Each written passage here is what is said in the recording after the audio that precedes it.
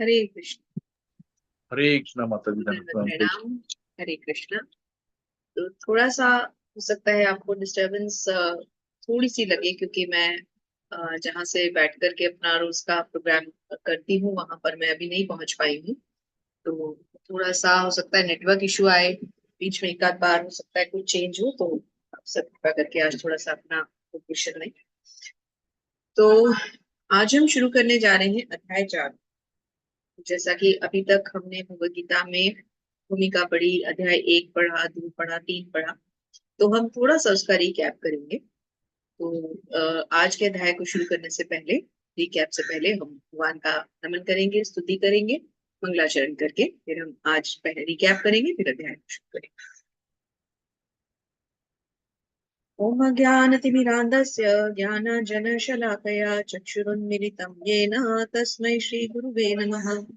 श्रीचैतन्यमनोभीष्टं स्थापितं येन भूतले स्वयं रूपः कदा मह्यं ददाति स्वपदान्तिकम्। वन्देऽहं श्रीगुरु श्रीयुतापदकमलं श्रीगुरून् वैष्णवांश्च श्रीरूपं साग्रजातां सहगण रघुनाथान्वितं तं सजीवम् साद्वैतं सावधूतं परिजनसहितं कृष्ण चैतन्य देवं श्रीराधा कृष्णपादान् सहगण ललिता श्रीविशाखान्वितांश्च। हे कृष्ण करुणा सिंधु दीनबंधु जगतपते गोपेश गोपिका कांत श्री राधा कांत नमस्तुते। तप्त कांचन गौरांगी श्री राधे वृंदावनेश्वरी वृषभानुसुते देवी प्रणमामि हरिप्रिये। वाञ्छाकल्पतरुभ्यश्च कृपा सिन्धुभ्यैव च पतितानां पावनेभ्यो वैष्णवेभ्यो नमो नमः। जय श्री कृष्ण चैतन्य प्रभु नित्यानंद श्री अद्वैत गदाधर शिवासादि गौर भक्त वृंद। हरे कृष्णा कृष्ण कृष्ण हरे हरे, हरे राम राम राम हरे हरे। नमो विष्णुपादाय कृष्ण पृष्ठाय भूतले श्रीमते भक्ति वेदांत स्वामिनी नामिने। नमस्ते सारस्वते देवे गौरवाणी प्रचारिणे निर्विशेष शून्यवादी पाश्चात्य देश तारिणे।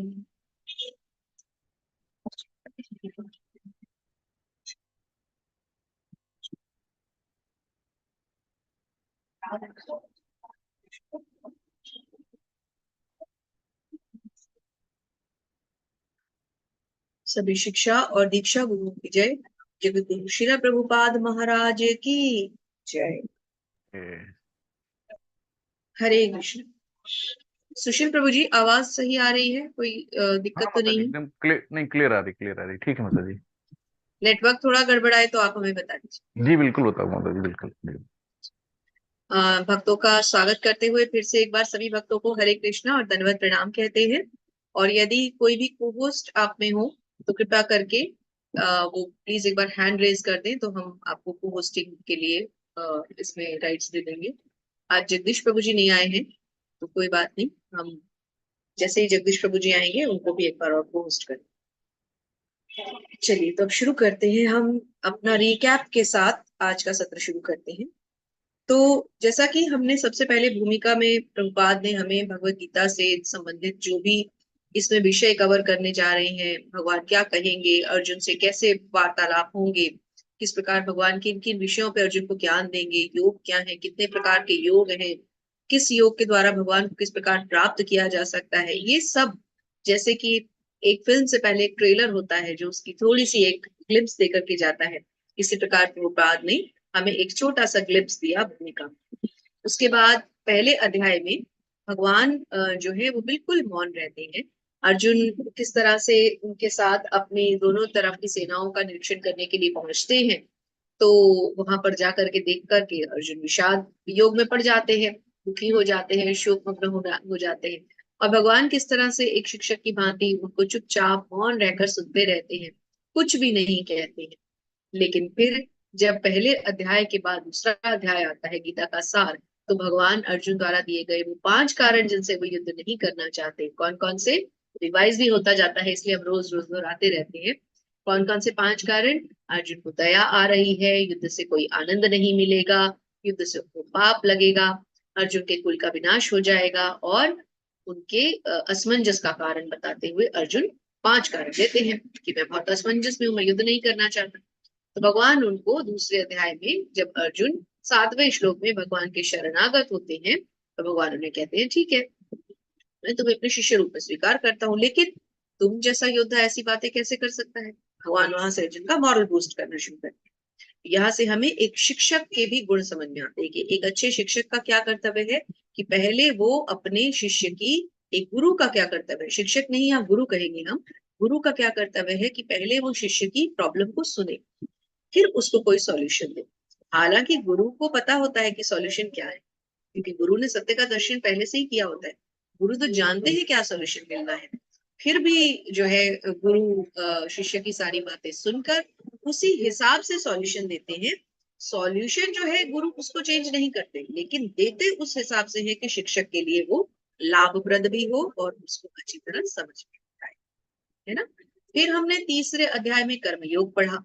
कर्मयोग को पढ़ने के लिए हमने क्या देखा, भगवान किस तरह से अर्जुन को योग बताते हैं, योग क्या है, भगवान से जुड़ने को योग कहा जाता है, किस प्रकार से एक मनुष्य को कर्म करने चाहिए, कर्म क्या है, विकर्म क्या है, अकर्म क्या है, भगवान पूरा ज्ञान देते हैं, है ना। और आज भगवान लेके चलेंगे हमें दिव्य ज्ञान देने के लिए। अब दिव्य ज्ञान में हमें क्या सीखने को मिलेगा कि किस प्रकार, क्षमा कीजिए, तो दिव्य ज्ञान क्या है, भगवान कैसे समझाएंगे हमें, कैसे हम समझेंगे दिव्य ज्ञान को। अब दिव्य ज्ञान नामक इस अध्याय में, अभी हम आपसे स्क्रीन शेयर करते हैं, तो दिव्य ज्ञान नामक इस अध्याय में जो मेन चीजें हमें मुख्य रूप पे समझनी है, एक तो सबसे बड़ी चीज कि इस अध्याय में हमें भगवत गीता का इतिहास देखने को मिलेगा, जो कि अब तक हम यही मानते आ रहे हैं कि भगवान ने 5000 साल पहले अर्जुन को ये भगवत गीता सुनाई, है ना, उनको उपदेश दिए। लेकिन अब हमें ये जानने को मिलेगा कि ये भगवत गीता, अर्थात यदि हम इसको भगवत ज्ञान कहे तो ज्यादा ठीक रहेगा, ये भगवत ज्ञान कोई 5000 साल पुराना नहीं है। अब भगवान हमें बताएंगे कि ये ज्ञान कितना पुराना है, कहाँ से ये ज्ञान आ रहा है, किस तरह से भगवान इस ज्ञान के जरिए किस किसका उद्धार करते आ रहे हैं, कैसे भगवान ने इस भगवत गीता नामक ज्ञान को आगे बढ़ाया है। ये सारी चीजें अब हम इस अध्याय में पढ़ेंगे। स्क्रीन शेयर करते हैं।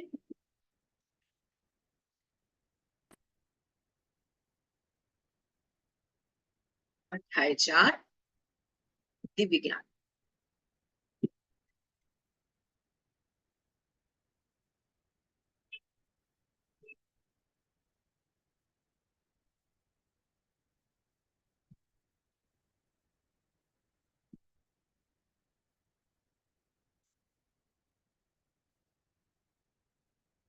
और इसके अलावा इस अध्याय में हमें क्या सीखने को मिलने वाला है, न केवल हम भगवत गीता का इतिहास ही जानेंगे, बल्कि इसके अलावा हमें क्या सीखने को मिलेगा कि यहाँ पर युगों की कैलकुलेशन जो अब तक हमने नहीं सीखी, वो भी हमें जानने को मिलेगी। तो बहुत ही शिक्षाप्रद और बहुत ही ज्ञानवर्धक ये अध्याय है, हमें इसको बहुत ध्यान से समझना है। पहले ही श्लोक में भगवान आ रहे हैं, और जब भगवान आते हैं तो हम जो भगवान के भक्ति करना चाहते हैं, जो साधक हैं, तो किस प्रकार भगवान का स्वागत करते हैं। हमारे पास तो भगवान को देने के लिए कुछ है नहीं, भगवान के पास तो वैसे भी सब कुछ प्रचुर मात्रा में है, असीमित मात्रा में है। हम भगवान को क्या दे सकते हैं, लेकिन अपने थोड़े से भाव को दिखाने के लिए हम भगवान के नाम का उच्चारण करें। जैसा कि हमने अजामिल की कथा में पढ़ा था कि जब अजामिल अपने पुत्र को नारायण नारायण पुकारा करता था, तो नारायण आ गए, नारायण ने अपने दूत भेज दिए। क्यों? क्योंकि भगवान और उनके नाम। तो इसी तरह से अब क्योंकि हम भगवान से इस प्रेममयी सेवा के द्वारा जुड़ना चाहते हैं, तो हम भी भगवान के नाम का उच्चारण करते हैं। तो जब भी हम कोई भगवान का श्लोक पढ़ते हैं तो हमेशा हम दोनों भुजाएं फैलाकर भगवान के नाम को उच्चारित करते हैं। कैसे? हरे कृष्णा कृष्ण कृष्ण हरे हरे, हरे राम राम राम हरे हरे। ये कहते हुए हम भगवान के प्रति अ, अपना एक भाव व्यक्त करने का प्रयास करते हैं, है ना। तो आइए पहला श्लोक पढ़ते हैं। श्री भगवान उवाच, आप लोग रीडिंग के लिए हैंड रेज कर सकते हैं। इमं विवस्ते योगम प्रोक्त्वा हन्मव्ययम् विवस्वानम यवने सॉरी विवस्वानम नवे सॉरी प्राह मुरीक्षक्वा अब्रवीत। भगवान क्या कहते हैं यहाँ पर? अनुवाद के द्वारा हम पहले ये जानेंगे भगवान हमें क्या शिक्षा देना चाहते हैं, फिर प्रभुपाद के तात्पर्यों से हम इस शिक्षा को इलैबोरेट करके विस्तृत रूप से समझेंगे। तो भगवान कहते हैं, मैंने इस अमर योग विद्या का उपदेश सूर्यदेव विवस्वान को दिया, और विवस्वान ने मनुष्यों के पिता मनु को ये उपदेश दिया, और मनु ने इसका उपदेश इक्ष्वाकु। तो इस तरह से ये ज्ञान गंगा जो है वो कहाँ से शुरू हुई? सबसे पहले सूर्यदेव विवस्वान, फिर मनुष्यों के पिता मनु, और फिर उसके बाद मनु से महाराज इक्ष्वाकु। तात्पर्य पढ़ते हैं। तात्पर्य श्रील प्रभुपाद के द्वारा। श्रील प्रभुपाद की जय। यहाँ पर हमें भगवत गीता का इतिहास प्राप्त होता है। यह अत्यंत प्राचीन इतिहास है, और इसे जब सूर्यलोक इत्यादि संपूर्ण लोकों के राजा को प्रदान किया गया, तब समस्त लोकों के राजा विशेष रूप से निवासियों की रक्षा के निमित्त होते हैं। अतः राजन्य वर्ग को भगवत गीता की विद्या को समझना चाहिए, जिससे वे नागरिकों प्रजा पर शासन कर सके और उन्हें काम रूपी भव बंधन से बचा सके। तो यहाँ पर हमें क्या समझने को मिलता है कि ये शिक्षा, ये ज्ञान प्राप्त करके जो एक बद्ध जीव होता है वो इस भव सागर से मुक्ति प्राप्त करते हैं। तो भगवत गीता को पढ़ने का कारण समझ में आता है कि भगवत गीता को हमें क्यों पढ़ना चाहिए। केवल इसलिए नहीं पढ़ना चाहिए कि ये हमारा शास्त्र है और हमें पढ़ना है, केवल इसलिए भी नहीं पढ़ना चाहिए कि हमारे पूर्वजों ने इसे पढ़ा और हमारे पूर्वजों ने जो ऋषि मुनि थे उन्होंने लिखा इसलिए हम इसे पढ़ें। नहीं, हमें इसे इसलिए पढ़ना है ताकि हम इस जन्म मृत्यु के चक्र से छूट सके, क्योंकि भगवत गीता हमें वो रहस्य बताएगी जिससे कि हम भव बंधन से मुक्ति प्राप्त कर सके, अर्थात जन्म मृत्यु के चक्र से छूट सके। मानव जीवन का उद्देश्य भगवान के साथ अपने शाश्वत संबंध के आध्यात्मिक ज्ञान का विकास है, और सारे राज्यों और समस्त लोगों के शासन अध्यक्षों को चाहिए कि शिक्षा, संस्कृति और भक्ति के द्वारा नागरिकों को यह पाठ। तो दूसरा कारण क्या समझ में आया? पहला कारण, हमें भवबंधन से छूटना है, और भवबंधन से हम कैसे छूटेंगे? जब हम भगवान के साथ अपना संबंध समझ पाए। तो भगवत गीता भगवान के साथ संबंध को पुनः स्थापित करने में हमारी मदद करेगी।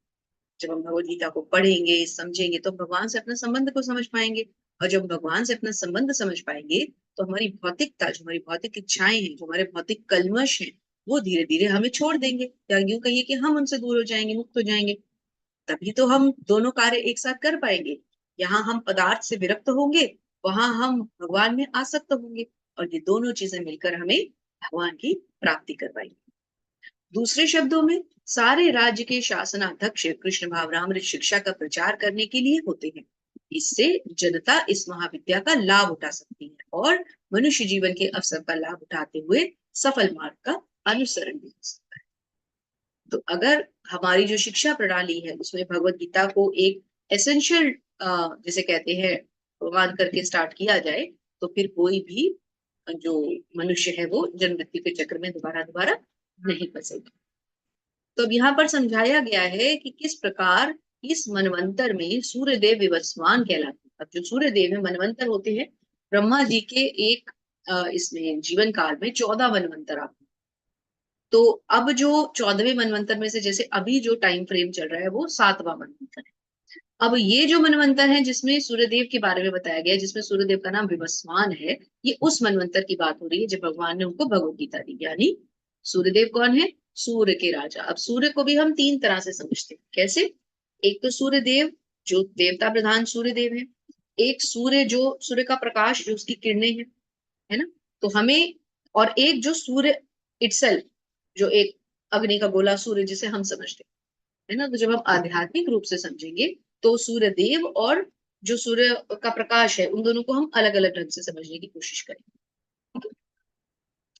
तो जो सूर्य का राजा यानी सूर्यदेव कौन है? जो सूर्य का राजा। सूर्य इसका मतलब क्या है? वो अग्नि का गोला, वो स्थान जिसके की जो राजा है उनको सूर्यदेव यानी विवस्वान कहा गया है, जो सौर मंडल के अंतर्गत समस्त ग्रहों को के उद्गम है। उसके बाद हम थोड़ा सा इसको यहाँ स्किप करेंगे। सूर्य सभी लोगों के राजा है और सूर्यदेव विवस्वान सूर्य पर शासन करते हैं। तो सूर्य को हम सब लोगों के राजा मानते हैं और सूर्यदेव जो है वो इसी पर शासन करते हैं। अब थोड़ा यहाँ पढ़ते हैं। महाभारत में जब शांति पर्व आता है तो हमें भगवत गीता का इतिहास इस रूप से प्राप्त होता है।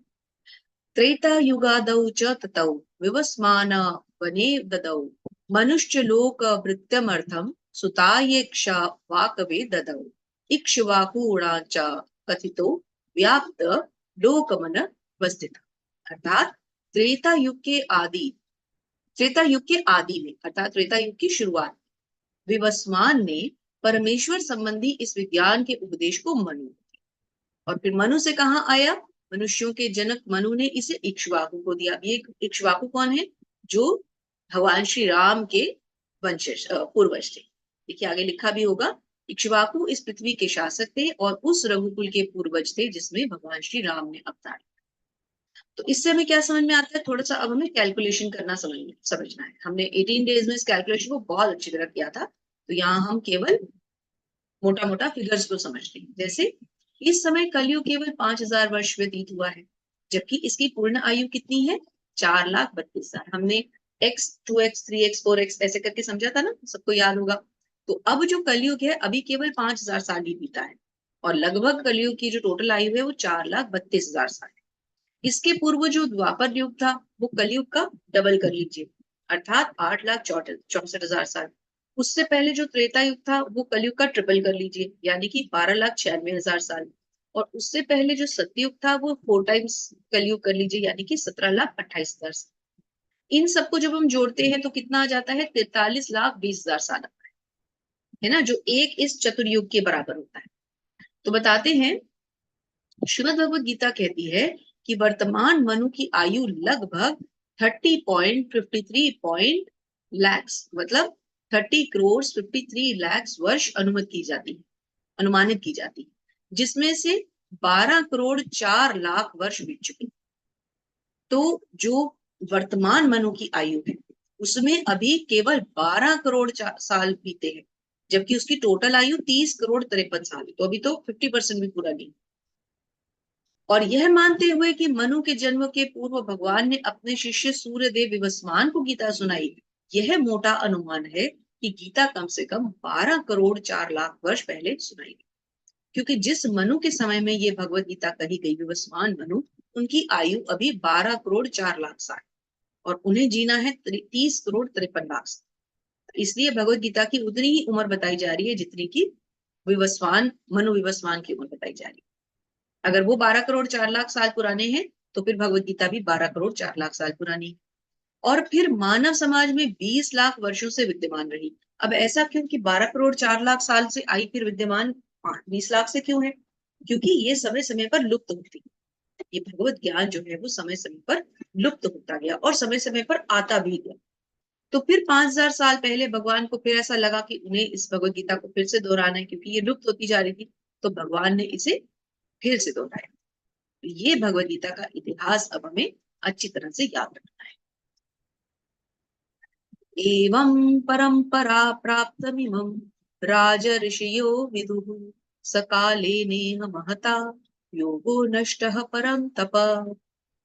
इस प्रकार हम यह परम विज्ञान गुरु परंपरा द्वारा प्राप्त करते हैं और राज ऋषियों ने इस विधि से इसे समझा, किंतु कालक्रम में यह परंपरा छिन्न हो गई। तो ये जो ज्ञान था ये काल क्रम में बार बार आता भी गया और गुरु परंपरा द्वारा आगे भी बढ़ता गया, लेकिन छिन्न भी होता गया। मतलब कभी आया कभी लुप्त हुआ, कभी आया कभी लुप्त हुआ, ऐसे चलता। तो अब रीडर्स के हैंड रेज हो चुके हैं, पढ़ना शुरू करते हैं। तो मीना राय माता जी, हरे कृष्णा, कृपया अनुवाद पढ़ें। हम श्लोक पढ़ते हैं आपके लिए। स एवायं हरे मया कृष्ण। अज्ञ योगः प्रोक्तः पुरातनः भक्तोऽसि मे सखा चेति रहस्यं चेतदुत्तमम्। हरे कृष्ण। आज मेरे द्वारा वही यह प्राचीन योग यानी परमेश्वर के साथ अपने संबंध का विज्ञान तुमसे कहा जा रहा है, क्योंकि तुम मेरे भक्त तथा मित्र हो, अतः तुम इस विज्ञान के दिव्य रहस्य को समझ सकते हो। हरे कृष्णा। हरे कृष्ण। तो भगवान ऐसा क्यों कह रहे हैं, क्योंकि भगवान अगर चाहते तो किसी भी पांडव को ये ज्ञान दे सकते थे। सारे ही पांडव भगवान के प्रिय थे और महाराज युधिष्ठिर तो स्वयं धर्मराज थे। फिर उन्हें न देकर अर्जुन को ही क्यों ये ज्ञान दिया गया, क्यों? क्योंकि अर्जुन भगवान क्या कहते हैं, तुम मेरे भक्त तथा मित्र।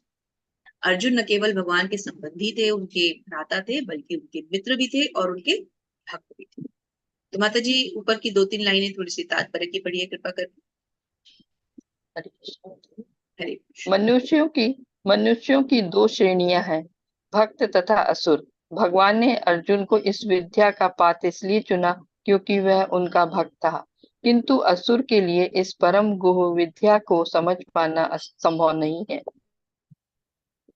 इस परम ज्ञान ग्रंथ के अनेक संस्करण उपलब्ध हैं। इनमें से कुछ भक्तों की टीकाएं हैं और कुछ असुरों की। जो टीकाएं भक्तों द्वारा की गई हैं वे वास्तविक हैं, किंतु जो असुरों द्वारा की गई हैं वे व्यर्थ हैं। अर्जुन श्री कृष्ण को भगवान के रूप में मानता है, अतः जो गीता भाष्य अर्जुन के पद चिन्हों का अनुसरण करते हुए किया गया है वह इस परम विद्या के पक्ष में वास्तविक सेवा है। हरे कृष्ण। किंतु असुर भगवान कृष्ण को उस रूप में नहीं मानते हैं। तो हरे अर्जुन कृष्ण ने माता जी, जिस और भी पढ़ो। ज्ञान को सुना, जी अभी पढ़ते हैं माता जी, थोड़ा साथ साथ लेंगे। तो अर्जुन ने जिस तरह से भगवत गीता को लिया, हम सबको अर्जुन का पद चिन्हों का अनुसरण करना है, क्योंकि अर्जुन ने इतनी क्रिटिकल समस्या को कि भगवान स्वयं उसको कह रहे हैं कि अपने पितामह की हत्या वध कर दो, तो उन्होंने कर दी। अपने गुरु की हत्या कर दो, उन्होंने कर दी। तो जिस प्रकार अर्जुन ने अपने सारे दुख से ऊपर भगवान के वचनों को माना, उसी प्रकार हमें भी यदि भगवान कुछ कहते हैं तो फिर हमें सब चीजों को पीछे छोड़ के वो मानना है जो भगवान कहते हैं। अर्जुन उवाच अपरं भवतो जन्म परं जन्म विवस्ततः कथमामे द्विजानीयाम् त्वमादौ प्रोक्तवान् इति। हरे कृष्ण। अर्जुन ने कहा, सूर्यदेव विवस्वान आपसे पहले हो चुके ज्येष्ठ हैं, तो फिर मैं कैसे समझूं कि प्रारंभ में भी आपने उन्हें इस विद्या का उपदेश दिया था। हरे कृष्ण। हरे कृष्ण। अब यहाँ हमें क्या समझने की जरूरत है कि अर्जुन, ऐसा नहीं है कि अर्जुन भगवान पे विश्वास नहीं कर रहे। उनकी बात बिल्कुल ठीक है कि आप तो मेरे साथ खड़े हैं, मेरे समकालीन है, तो आपको कहाँ सूर्यदेव को आपने ये ज्ञान दे दिया, आप तो मेरे साथ मेरे रथ पे खड़े हैं, तो आप कहाँ 12 करोड़ साल पहले चले गए। भाई 12 करोड़ 4,000 साल पुरानी ही तो बताई है, और 5,000 साल तो अभी अर्जुन को भी हो गए। तो जब अर्जुन को दिया तब भी तो 12 करोड़ साल पहले की बात कर रहे हैं भगवान। अर्जुन ये मान के सुन के बड़े चकित हो रहे हैं कि 12 करोड़ साल पहले आप कहां से आ गए। लेकिन इस प्रश्न को सच माने तो अर्जुन ने अपने लिए नहीं पूछा, अर्जुन तो भगवान के परम भक्त थे। अर्जुन ने ये प्रश्न हमारे लिए पूछा, क्योंकि ये पक्का है कि हमारे माइंड में ये क्वेश्चन जरूर आए कि अर्जुन तो भगवान के रथ पे खड़े हैं, तो अर्जुन कहाँ इतना पहले चले गए, ये कैसे संभव हो। श्री भगवान वाच बहूनि मे व्यतीतानि जन्मानि तव चार्जुन तान्यहं वेद सर्वाणि न तम वेद परंतप। हरे कृष्ण। श्री हरि। भगवान ने कहा, तुम्हारे तथा मेरे अनेकानेक जन्म हो चुके हैं, मुझे तो उन सब का स्मरण है, किंतु ए परमतम तब तुम्हें उनका स्मरण नहीं रह सकता है। हरि। हरे कृष्ण। तो भगवान क्या कह रहे हैं कि मेरे और तुम्हारा कोई एक जन्म नहीं हुआ, मेरे और तुम्हारे कई जन्म हुए हैं। तुम्हें वो जन्म याद नहीं है, परंतु मैं उन जन्मों को याद रखता हूँ। तो ब्रह्म संहिता से ये बहुत ही सुंदर एक यहाँ पर हमें श्लोक मिलता है, जिससे हमें भगवान के और भी जो रूप हैं या विस्तार है उनकी सूचना प्राप्त होती है। तो क्या कहते हैं ब्रह्म संहिता में ब्रह्मा जी, अद्वैतम अच्युतम मनदिमनंत रूप माध्यमम पुराण पुरुषम नवयोगम च वेदेषु दुर्लभ दुर्लभम आत्मभक्तौ गोविंदम आदि पुरुषम तमहम भजामि। अर्थात मैं उन आदि पुरुष श्री भगवान गोविंद की पूजा करता हूँ, जो अद्वैत, अच्युत और अनादि है। इसको पढ़ने का एक अलग मीटर है ब्रह्म संहिता के श्लोकों को, उसमें भी हम आपको रीड करके दिखाएंगे। तो फिलहाल के लिए हम थोड़ा सा जल्दी ले रहे हैं। तो कभी कभी क्या होता है, भगवत गीता के श्लोक पढ़ते हुए अंदर से हमारा मीटर जो है ना वो एक रिदम में चल पड़ता है, मीटर अर्थात लय। तो कभी कभी क्या होता है कि हम जब बीच बीच में ब्रह्म संहिता के श्लोक आते हैं तो उनको भी हम भगवत गीता के श्लोकों की तरह पढ़ देते हैं। तो लेकिन ब्रह्म संहिता के श्लोकों को पढ़ने का मीटर अलग है, उसमें भी आपको एक बार इससे बाहर निकल जाए, क्योंकि अभी भगवत गीता का मीटर दिमाग में बैठा हुआ है। तो यद्यपि अनंत रूपों में उनका विस्तार है, किंतु तो भी वे आद्य हैं, पुरातन है, नित्य है, नवयौवन। अर्थात इसका अर्थ क्या हुआ कि भगवान की जो क्वालिटीज ब्रह्मा जी बता रहे हैं, क्या क्या। भगवान सबसे पहले आदि पुरुष हो, भगवान आदि पुरुष है, का कोई एंडलेस है और लिमिटलेस है, और उनका कोई स्टार्टिंग भी नहीं है, कोई बिगिनिंग भी नहीं है, ना कहीं से शुरुआत है ना कहीं पर। अद्वैत है, अच्युत है, अनादि है, अनंत रूप है, आद्य है, पुरातन है, नित्य है, नव यौवन है। ये सारी उनकी क्वालिटीज है, और ऐसे भगवान के सच्चिदानंद रूप को मैं क्या करता हूँ, प्रणाम करता हूँ। फिर ऐसा रूप श्रेष्ठ है किससे, वैदिक ज्ञान से भी ज्यादा श्रेष्ठ है। क्यों? क्योंकि वैदिक ज्ञान के तो उद्गम ही वही है। विशुद्ध अनन्य भक्तों को उनके दर्शन नित्य ही होते रहते हैं, जो उनके भक्त हैं उनको उनके दर्शन होते रहते हैं।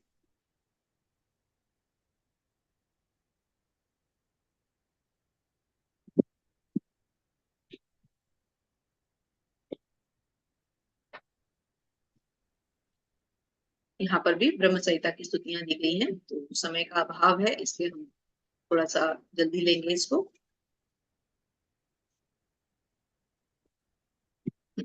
अब यहाँ से लेते हैं, देखिए। दैवी कृपा से भक्त तुरंत भगवान की अच्युत स्थिति को समझ जाता है, जबकि अभक्त या असुर इस दिव्य प्रकृति को नहीं समझ पाते। फलस्वरूप गीता के विवरण आसुरी मस्तिष्कों में नहीं जड़ पाते। भगवान कृष्ण को लाखों वर्ष पूर्व संपन्न कार्यों की स्मृति बनी हुई है, किंतु अर्जुन को स्मरण नहीं है, यद्यपि अर्जुन तथा कृष्ण दोनों ही शाश्वत स्वभाव के।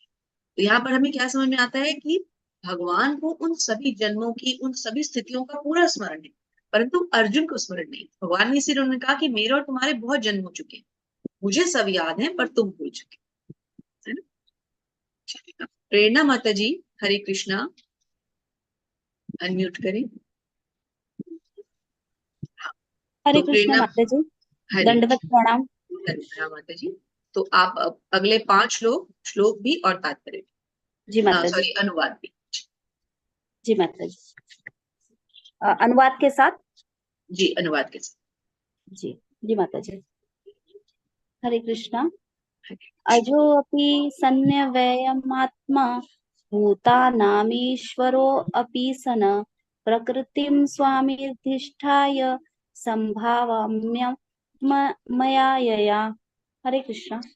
यद्यपि, अनुवाद, यद्यपि मैं अजन्मा तथा अविनाशी हूँ और यद्यपि मैं समस्त जीवों का स्वामी हूँ, तो भी प्रत्येक युग में मैं अपने आदि दिव्य रूप में प्रकट होता हूँ। हरे कृष्ण। कृष्ण। भगवान क्या कहते हैं कि मैं अजन्मा हूँ, अविनाशी हूँ, लेकिन क्योंकि मैं समस्त जीवों का स्वामी हूँ, और किसी भी युग में भगवान कहते हैं मैं प्रकट हो सकता हूँ। यहाँ पर भगवान ने कहा मैं प्रत्येक युग में अपने आदि दिव्य रूप में प्रकट, हर युग में। देखिए, आप अगर ध्यान से देखें, भगवान त्रेता युग में भगवान श्री राम की तरह आए, भगवान कृष्ण बनकर आए वो कलयुग में, और कलयुग में तो भगवान अब 2 बार हम मानते हैं कि आ चुके हैं, क्योंकि चैतन्य महाप्रभु तो भी तो भगवान ही है, स्वयं भगवान कृष्ण है। इस बार वो भक्त का भाव लेकर के आए, क्योंकि वो राधा रानी का भाव लेकर के आए। तो भगवान कहते हैं मैं अपने दिव्य रूपों में, अपने आदि रूप में हर युग में आता हूं। तो भगवान यहाँ अपने जन्म की विलक्षणता बता रहे हैं कि वो किसी भी सामान्य पुरुष की तरह प्रकट हो सकते हैं। भगवान राम के रूप में भी वो एक पुरुष के रूप में आए, और भगवान कृष्ण के रूप में भी वो एक पुरुष के रूप में ही आए। भगवान क्या कहते हैं कि मैं किसी भी शरीर में धारण करके, कोई भी शरीर लेकर के मैं आ सकता हूँ, जबकि मनुष्य ऐसा नहीं कर सकता। और भगवान ये क्यों कर पाते हैं? अपनी अंतरंगा शक्ति के द्वारा। जो भगवान की शक्तियां हैं, अभी आगे हम पढ़ेंगे, हमने 18 दिन की भगवत गीता में पढ़ा भी था। अपनी शक्तियों के कारण भगवान जो है वो कोई भी रूप धारण करके आ सकते हैं। जी माता जी। हरे कृष्णा। हरे यदा यदा हि धर्मस्य ग्लानिर्भवति भारत अभ्युत्थानं धर्मस्य तदात्मानं सृजाम्यहम्। हरे कृष्णा। हे भारतवंशी, जब भी और जहां भी धर्म का पतन होता है और अधर्म की प्रधानता होने लगती है, तब तब मैं अवतार लेता हूँ। हरे कृष्णा। हरे कृष्ण। तो यहाँ भगवान अपने आने का कारण बता रहे हैं। क्या कारण बताया भगवान ने? कि जब जब भी, हमारे पास अनुवाद नहीं आ रहा ना, इस पेज पे कुछ दिक्कत आ रही है।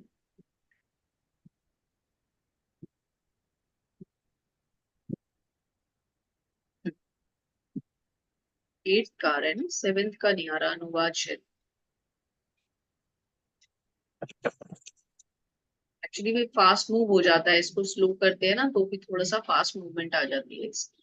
हाँ, भगवान क्या कहते हैं, हे भरतवंशी, जब भी और जहां भी धर्म का पतन होता है और अधर्म की प्रधानता होती है, तो भगवान ने अपने आने के क्या कारण बताए, धर्म का पतन होता है और अधर्म की प्रधानता होती है। तो अभी जिस युग में भगवान खड़े हैं अर्जुन के पास, वहां क्या हो रहा है, दोनों ही चीजें हो रही, धर्म का पतन हो रहा है, महाराज युधिष्ठिर स्वयं धर्मराज है, उनका कितना उनके साथ कितना गलत हो रहा है, और अधर्म की प्रधानता हो रही। अधर्म की प्रधानता क्यों, अधर्म किसको कहा गया है, दुर्योधन जो कर रहा है वो क्या है, अधर्म ही तो है। किसी एक मनुष्य रूप में जिस तरह से भगवान वहां खड़े हैं, भगवान चाहते तो क्या नहीं कर सकते थे, परंतु भगवान ने भी वहां अपने होने का ये फायदा नहीं उठाया कि भगवान अगर खड़े हैं तो अर्जुन को बिना युद्ध के ही विजय दिला। इतना कष्ट पांडवों ने पाया, पर क्या भगवान ने उनकी उस तरह से, चाहते तो वैसे भी कर सकते थे ना, उनको जिता सकते थे और उनको युधिष्ठिर महाराज को पूरा हस्तिनापुर और इंद्रप्रस्थ का राज्य सिंहासन भी दिलवा सकते थे, परंतु नहीं। क्यों, क्योंकि भगवान नहीं चाहते थे कि उनके शिष्यों का कल को, उनके मित्रों संबंधियों शिष्य सभी कुछ थे उनके, उनका कल को कोई मजाक उड़ाए ये बोलकर कि भाई तुमने तो कुछ किया नहीं, सब कुछ तो भगवान ने कर दिया तुम्हारे लिए। भगवान ये नहीं चाहते थे, इसलिए भगवान ने उनको उनके कर्तव्य पथ से विमुख नहीं होने दिया। भगवत गीता का ये बहुत बड़ा ज्ञान है हमारे साथ कि कोई भी अपने कर्तव्य को नहीं छोड़ सकता, भगवान ने कहीं पर भी कर्तव्य त्यागने को नहीं कहा किसी से। जी माता जी। हरे कृष्णा। हरे परित्राणाय साधूनां विनाशाय च दुष्कृतां धर्म संस्थापनार्थाय संभवामि युगे युगे। हरे कृष्णा। हरे कृष्ण। भक्तों का उद्धार करने, दुष्टों का विनाश करने तथा धर्म की फिर से स्थापना करने के लिए मैं हर युग में प्रकट होता हूँ। हरे कृष्ण। देखिए भगवान ने दो कारण पहले हमें दिए, क्या कि जब जब अधर्म का पतन, धर्म का पतन होता है और अधर्म की स्थापना होती है, मतलब अधर्म बढ़ता है, अधर्म बढ़ता है, धर्म का पतन होता है। और अब क्या कहा, अब दो कारण और दे दिए, क्या, भक्तों का उद्धार करने और दुष्टों का विनाश करने। तो भगवान ये दोनों काम एक साथ करते हैं, ये अब हमें समझना है। जैसे कि भगवान ने कहा अधर्म को रोकने के लिए और धर्म की पुनः स्थापना के लिए, दोनों काम एक साथ होंगे। कैसे, युधिष्ठिर महाराज को उनका राज्य मिला, दुर्योधन से वो सारा चीज छिन गई, एक साथ हुआ, पैरेलल हुआ प्रोसेस। इसी तरह भक्तों का उद्धार और दुष्टों का विनाश एक साथ। कैसे, देवकी माता के पास पहुंचे, उनके गर्भ से जन्म लिया, किस लिए, कि कंस को मार सके। तो भक्त का उद्धार हुआ, देवकी माता भक्त थी, और कंस कौन था, कंस अधर्म का प्रतीक था। तो एक साथ दोनों काम हुए, धर्म का स्थापना हुई, अधर्म का पतन हुआ। इसी प्रकार से जब भगवान ने, जैसे अगर हम त्रेता युग में जाते हैं भगवान श्री राम के लिए, तो क्या हुआ, इधर अपने भक्त श्री हनुमान के साथ उन्होंने प्रेम का आदान प्रदान किया और उधर रावण का संहार करके अधर्म का विनाश किया। इसी प्रकार यहाँ पर कंस और देवकी माता है ना, देवकी माता यानी अपने भक्त का उद्धार किया और जो है कंस का नाश किया। इसी प्रकार अगर और इससे पिछले युग में जाए, सत्य युग में जाए, तो भक्त प्रहलाद का उद्धार किया और हिरण्यकशिपु का संहार किया। तो ये दोनों काम एक साथ, अधर्म का विनाश करके और धर्म की पुनः स्थापना करके, भक्तों का उद्धार करके और अभक्तों का विनाश करके, दुष्टों का विनाश करके। हरे कृष्ण। हरे कृष्ण। जन्म कर्म च मे दिव्यमेव यो वेत्ति तत्त्वतः त्यक्त्वा देहं पुनर्जन्म नेति मामेति सो अर्जुन। हरे कृष्ण। हे अर्जुन, जो मेरे आविर्भाव तथा कर्मों की दिव्य प्रकृति को जानता है, वह इस शरीर को छोड़ने पर इस भौतिक संसार में पुनः जन्म नहीं लेता, अपितु मेरे सनातन धर्म को प्राप्त होता है। हरे कृष्ण। माता हरे कृष्ण। माता जी इसका थोड़ा सा तात्पर्य भी पढ़ते हैं। तात्पर्य जी श्री माता। प्रभुपाद के द्वारा, श्री प्रभुपाद की जय। तात्पर्य श्रील प्रभुपाद जी द्वारा, श्रील प्रभुपाद जी की जय। छठे श्लोक में भगवान के दिव्य धाम से उनके अवतरण की व्याख्या हो चुकी है। जब मनुष्य भगवान के आविर्भाव के सत्य को समझ लेता है, वह इस भव बंधन से मुक्त हो जाता है और इस शरीर को छोड़ते ही वह तुरंत भगवान के धाम को लौट जाता है। भव बंधन से जीव की ऐसी मुक्ति सरल नहीं है। निर्विशेषवादी तथा योगी जन पर्याप्त कष्ट तथा अनेकानेक जन्मों के बाद भी प्राप्त कर पाते हैं। इतने पर भी उन्हें जो मुक्ति भगवान की निराकार ब्रह्म ज्योति में तादात्म्य प्राप्त करने के रूप में मिलती है, वह आंशिक होती है और इस भौतिक संसार में लौट आने का भय बना रहता है। किंतु भगवान के शरीर की दिव्य प्रकृति तथा उनके कार्यकलापों को समझने मात्र से भक्त इस शरीर का अंत होने पर भगवत धाम को प्राप्त करता है और उसे इस संसार में लौट आने का भय नहीं रह जाता। ब्रह्म संहिता में यह बताया गया है कि भगवान के अनेक रूप तथा अवतार हैं। अद्वैतमाच्युतमान दिमनंत रूपम। यद्यपि भगवान के अनेक दिव्य रूप है, किंतु फिर भी ये अद्वैत भगवान है। इस तथ्य को विश्वास पूर्वक समझना चाहिए। हरे यद्यपि कृष्ण, थैंक यू हरे माता जी। तो अब हमें क्या समझना है, यहाँ पर भगवान क्या समझा रहे हैं, उनके आविर्भाव और उनके इस शरीर को छोड़ने की प्रक्रिया। यदि कोई मनुष्य भगवान के इस पृथ्वी पर मृत्यु जगत में आने के आविर्भाव को समझ ले, उनके जन्म का कारण समझ ले, उनके यहाँ रहने का कारण समझ ले और उनके यहाँ से जाने का कारण भी समझ ले, तो उससे क्या होता है, वो मनुष्य भव बंधन से हमेशा हमेशा के लिए छूट जाता है। जैसे कि हम ये भगवत गीता पढ़कर क्या समझ रहे हैं कि भगवान के आने का कारण क्या था, हमने क्या समझा, क्यों आते हैं भगवान, कारण समझ गए। ऐसे ही भगवान के यहाँ रहने का कारण, उनकी प्रकृति, उनका स्वभाव यदि कोई समझ लेता है तो वो इस बंधन से सदा सदा के लिए मुक्त हो जाता है। हरे कृष्ण। हरे कृष्ण। वीतराग भय क्रोधा मन्मया मामुपाश्रिता भवो बहवो ज्ञान तपसा पूता मद्रावमागताः। हरे कृष्ण। हरे कृष्ण। आसक्ति भय तथा क्रोध से मुक्त होकर मुझ में पूर्णतया तन्मय होकर और मेरी शरण में आकर बहुत से व्यक्ति भूतकाल में मेरे ज्ञान से पवित्र हो चुके हैं। इस प्रकार से उन सबों ने मेरे प्रति दिव्य प्रेम को प्राप्त किया है। हरे कृष्ण। हरे कृष्ण। आसक्ति, भय और क्रोध से मुक्त होकर, तो ये तीन चीजें जो है ये मनुष्य के लिए बहुत ही क्रिटिकल है। आसक्ति, जिसको हमें किसी भी हालत में छोड़ना है, भय और क्रोध, क्रोध से तो हम में से कोई छूट ही नहीं पाता क्योंकि हम सभी क्रोध के वश में रहते हैं। इनसे जो मुक्त हो जाता है और मुझ में पूर्णतया तन्मय होकर मेरी शरण में आ जाता है, ऐसा व्यक्ति भूतकाल में मेरे ज्ञान से पवित्र हो चुका है। इस प्रकार से उन सब ने मेरे प्रति दिव्य प्रेम को प्राप्त किया। तो जैसे कि हमारे गुरुदेव श्री प्रभुपाद, अगर हम प्रभुपाद का जीवन चरित्र पढ़ते हैं तो ऐसा तो नहीं हुआ होगा कि उनमें एकदम से ये सब हो, कुछ पिछले प्रारब्ध भी तो होंगे। पिछले प्रारब्ध थे तभी तो उन्होंने जन्म ही लिया एक भक्त के घर में। उनके पिता कितने महान भक्त थे, फिर उस जन्म के साथ उनको क्या मिला, अपने पिता के साथ साथ भगवान कृष्ण का प्रेम मिला, भगवान कृष्ण की भक्ति मिली। और फिर उस भक्ति को करते हुए वो किस तरह से उन्होंने भगवान के ग्रंथों को लिखा, पढ़ा, इतने बड़े एक संस्था की स्थापना की, जो आज तक जो इस्कॉन चल रहा है, प्रभुपाद की देन ही तो है इस्कॉन। कृष्ण भावनामृत को दुनिया के हर कोने में पहुंचाया, ऐसी अवस्था में भी, जबकि वो इतने वृद्ध हो चुके थे। ये सब भगवान की कृपा के कारण है। भगवान क्या कह रहे हैं, आसक्ति भय क्रोध से मुक्त होकर मुझ में पूर्णतया तन्मय होकर जो मेरे शरण में आता है, वो भूतकाल में ही मेरे ज्ञान से पवित्र हो चुका होता है। तो पहले ही हमारे प्रारब्धों के द्वारा हम पवित्र होते हैं, तभी हम भगवान के ज्ञान में आगे जा सकते हैं। और जो ऐसा कर पाता है वो फिर भगवान को पूरी तरह से प्राप्त कर सकने में सफल हो जाता है। बहुत बहुत धन्यवाद माता जी। हरे कृष्णा। गिरिजा माता जी। हरे कृष्ण। हरे माता जी श्लोका भी पढ़ूं? आप पढ़ना चाहते हैं माता जी? हाँ, कोशिश करूंगी माता जी, ठीक है। कोशिश करूंगी। हरे कृष्ण माता जी। श्रील प्रभुपाद की जय। प्रभुपाद। ये यथा माम प्रपंदे तान तथा एव बाजिमी अहम मम वर्तनम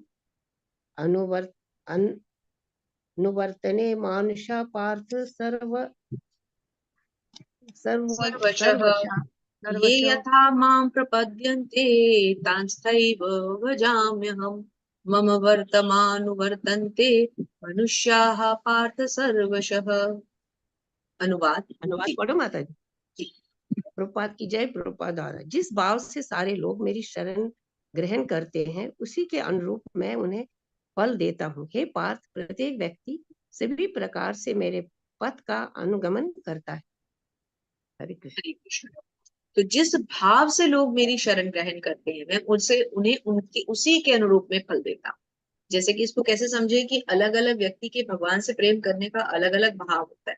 कोई भगवान को माता के रूप में प्यार करता है, जैसे कि लोग आजकल ज्यादातर माताएं जो है लड्डू गोपाल रखती हैं घर में। कोई राधा कृष्ण जी के विग्रह रखते हैं, कोई भगवान को गौर निताई जी के रूप में रखते हैं, कोई उनका सेवक बन के उनसे प्रेम करता है, कोई उनको प्रेमिका के रूप में प्यार करता है, कोई उनको अपने बच्चे के रूप में लाड दुलार करता है ना।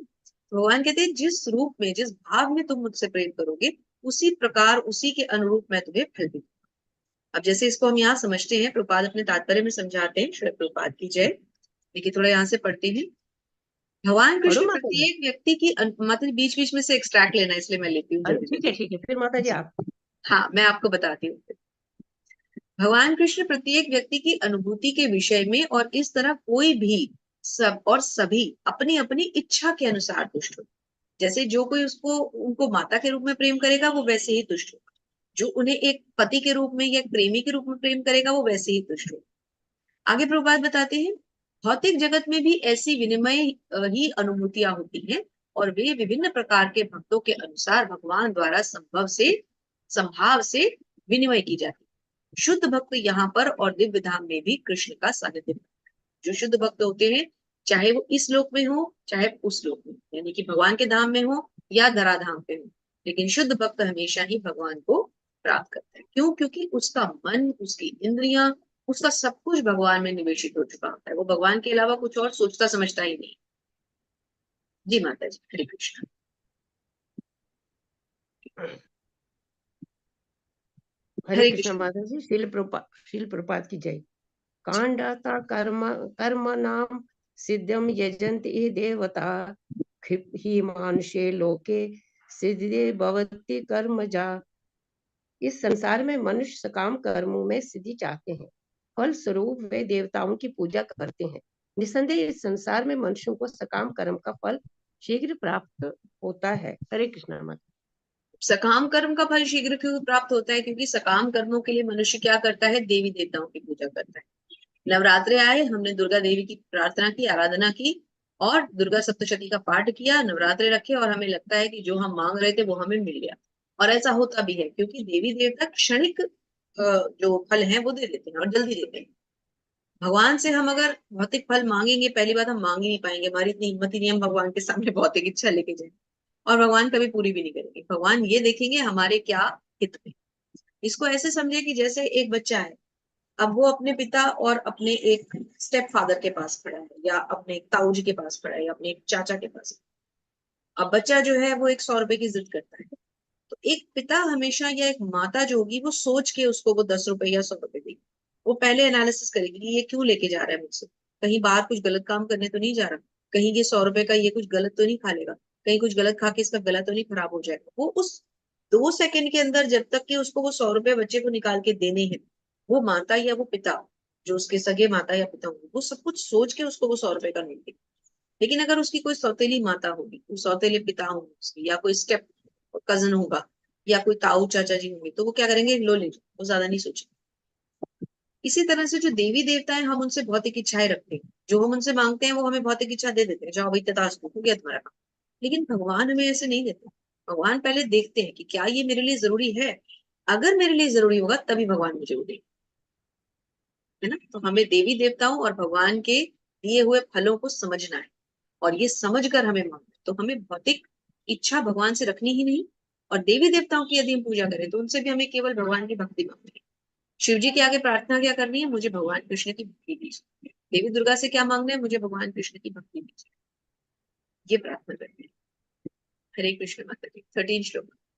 हरे कृष्ण माता जी। हरे कृष्ण। चात्र वर्णयम मया सृष्टम गुना गुना कर्म विभागशा तस्य कर्म कर्तारम अपि मम विदिते अकर अकर्ताम अव्ययम। हरे कृष्ण माता जी। प्रकृति के तीनों गुणों और उनसे संबद्ध कर्म के अनुसार मेरे द्वारा मानव समाज के 4 विभाग रचे गए हैं। यद्यपि मैं इस व्यवस्था का सश्रेष्ठ हूँ, किंतु तुम ये जान लो कि मैं इतने पर भी अव्यय अकर्ता हूँ। हरे कृष्ण। तो माता जी इसका तात्पर्य शुरू की 2-3 लाइन पढ़िए प्लीज। ठीक है माता जी, ये इसका ना वो वर्ड भी डिफिकल्ट वर्ड भी बहुत सारे ना माता जी, हाँ जो हमने जी, पढ़ा प्रकृति के 3 गुण और सबद। हाँ भी अनुवाद को समझेंगे तात्पर्य के द्वारा, पढ़ते हैं फिर हाँ से। ठीक है थैंक।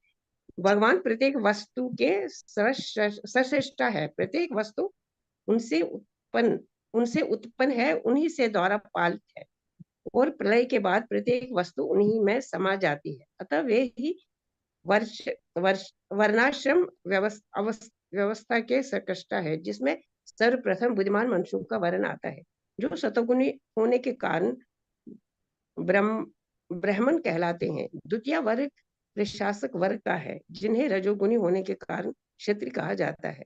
वर्णी वर्ग का वैश्य कहलाता है। कहलाने वाले लोग रजो तथा तमो के मिश्रण से युक्त होते हैं, और शूद्र या श्रम वर्ण के लोग तमोगुणी होते हैं। मानव जी, समाज में एक इन बार यहाँ पे चारों रुकते हैं विभागों। माता जी, एक बार यहाँ तक समझते हैं। तो प्रकृति के 3 गुणों और उनसे संबंध कर्म के अनुसार मेरा समाज जो है वो 4 भागों में बिछा गया है। भगवान ने अपने चारों भाग क्या किए हैं समाज के?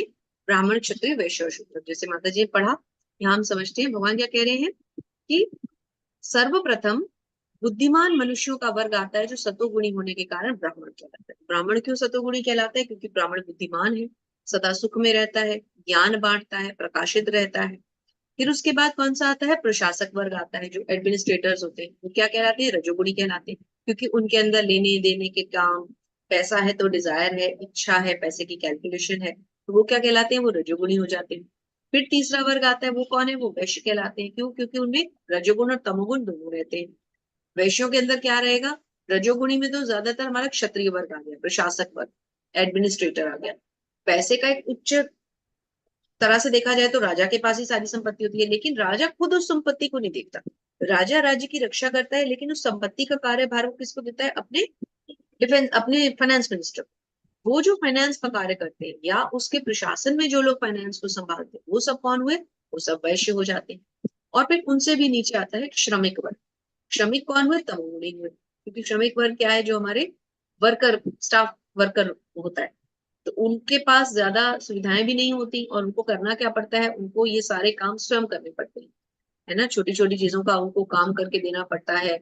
उनके ऊपर थोड़ा सा उनके जो मालिक होते हैं वो एक डंडा भी चलाते हैं, तो उसको भी उन्हें सहन करना पड़ता है। तो ये सब चीजों को हमें समझते हुए भगवान की जो ये भगवान ने जो 4 विभाजन किए हैं, वर्णाश्रम बनाया है, जिसमें 4 वर्ण और 4 आश्रम है, इन्हें हमें समझना।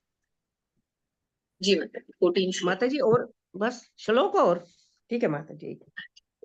न न माम कर्माणि न न माम कर्माणि लंपन्ति न मे कर्म फले सप्रह इत्माम यो अभिजानाति कर्म कर्मा भी न सबध्यते। न मुझ पर माम किसी कर्माणि लिम्पन्ति न मे कर्म फले स्पृहा इति माम यो अभिजानाति कर्मभिर्न सबध्यते। मुझ पर किसी कर्म का प्रभाव नहीं पड़ता, नहीं मैं कर्म फल की कामना करता हूँ। जो मेरे संबंध में इस सत्य को जानता है, वो भी कर्मों के फल का पाश में नहीं बनता। पाश मतलब पाश में मतलब उसके चक्कर में नहीं फंसता। पाश रस्सी, रस्सी होती है ना, मतलब रस्सी, पाश। हाँ हाँ बिल्कुल माता जी। मतलब ये तो समझ आया, लेकिन वे मीनिंग से ना वर्ड का थोड़ा वो पाश मतलब तो माता जी भगवान कहते तात्पर्य। हैं, हाँ नहीं नहीं तात्पर्य, भगवान क्या कहते हैं कि मुझ पे किसी कर्म का प्रभाव नहीं पड़ता, ना ही मैं कर्म फल की कामना करता हूँ। भगवान कहते हैं ना मुझे कर्म चाहिए, ना मुझे कर्म फल चाहिए, ना मुझे कोई कर्म करने के लिए बाध्य कर सकता है। और जो ये समझता है कि भगवान किसी तरह के भी कर्म या कर्म फल के बंधन में नहीं है, अर्थात पाश में नहीं है, अर्थात किसी चीज से बंधे नहीं हुए, जैसे रस्सी से बंध जाते हैं हम, वही दरअसल ज्ञाता है। जो भगवान के इस रहस्य को समझ लेता है कि भगवान स्वतंत्र हैं और हम भगवान के अंतर्गत हैं, हम भगवान के दास हैं, नित्य दास हैं, वही दरअसल में सारी बातों को समझ लेता है। जो इस तथ्य को नहीं जानता वो फिर कुछ भी नहीं जानता। जी माता जी, एक और पढ़ लीजिए। एवं ज्ञात्वा कृतं कर्म कर्म पूर्वे अपि मुमुक्षुतं पूर्व कर्म एवं तस्मात् तं पूर्व तं कृतं। मनुष्य की दो श्रेणियां हैं। कुछ कुछ नहीं माता जी, प्राचीन अनुवाद, हाँ हाँ प्राचीन। हाँ, सॉरी माता जी, कोई बात वो थोड़ा सा वो कोई बात नहीं, कोई बात प्राचीन काल में समस्त मुक्त आत्माओं ने दिव्य प्रकृति को जान करके ही कर्म किया। अतः तुम्हें चाहिए कि उनके पद चिन्हों का अनुसरण करते हुए अपने कर्तव्य का पालन करो। नहीं। हरे कृष्ण, थैंक यू। तो प्राचीन काल में समस्त मुक्त आत्माओं ने मेरी दिव्य प्रकृति को जानकर ही कर्म किया। तो जिन्होंने, जो ऐसी आत्माएं थी जिन्होंने भगवान की प्रकृति को समझते हुए कर्म किया, भगवान कहते हैं तुम उनका अनुसरण करो। जैसे कि हम सब तो भक्ति में पारंगत नहीं हो सकते, लेकिन यदि हम अपने गुरुजनों के वचनों का अनुसरण करें, जो हमारे स्पिरिचुअल मेंटोर्स हैं, जो हमारे स्पिरिचुअल मास्टर हैं, जब हम उनका आचरण, आचरण का अनुसरण करेंगे तो हम एक अच्छे भक्ति के मार्ग पे चल सकते हैं। जरूरी नहीं कि हर व्यक्ति उस लेवल को अचीव करे, अटेन भी करे, लेकिन एटलीस्ट हम प्रयास कर सकते हैं कि हम अपने आचार्यों के वचनों का अनुसरण करें। तो भगवान भी ये कह रहे हैं कि उन पुण्यात्माओं के वचनों पर चलने की कोशिश करें। हरे कृष्ण। हरे कृष्णा। ओम प्रकाश प्रभु जी, हरे कृष्णा। हरे कृष्णा माता जी, दंडवत प्रणाम। प्रणाम प्रभु जी। श्लोक 16 पढ़ना श्लोक माता से, जी। हाँ जी, श्लोक और अनुवाद 16 श्लोक से। ठीक है माता जी।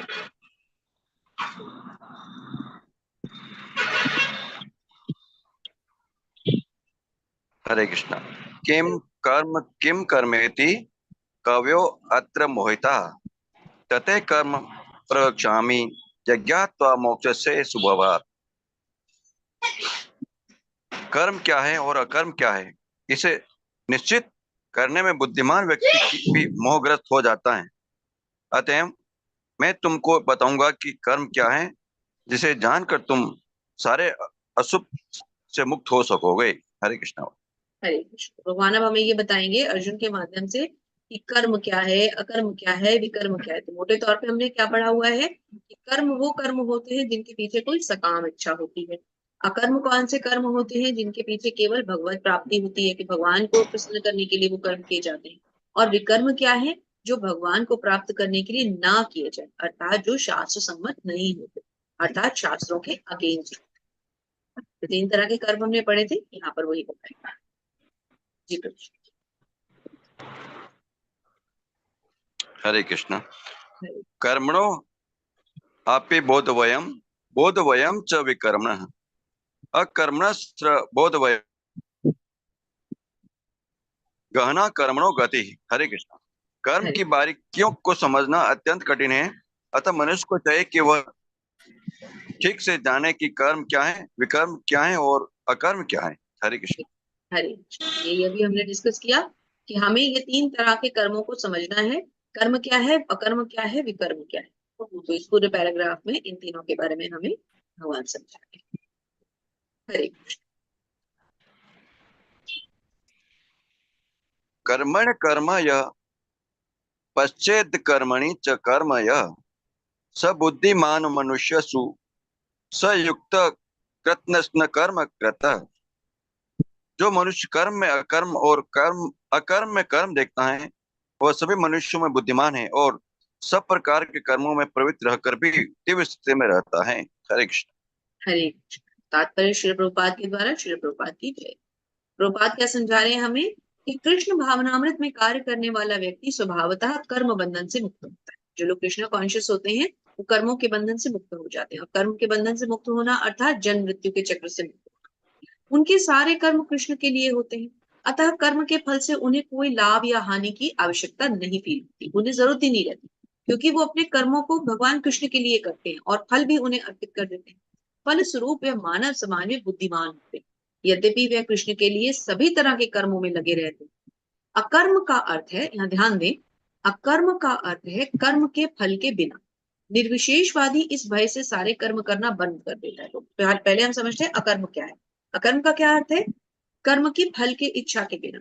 तो कर्मों के फलों की इच्छा कब नहीं होगी? जब हम अपने कर्म किसको अर्पित कर देंगे? भगवान।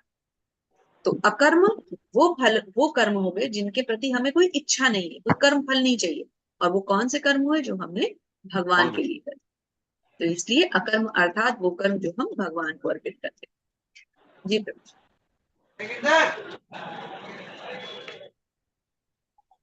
हरे कृष्णा। हरे कृष्ण। यस्य सर्वे समारंभा काम संकल्प वर्धिता ज्ञानाग्नि दग्ध कर्माणम तमहु पंडितः बुधा।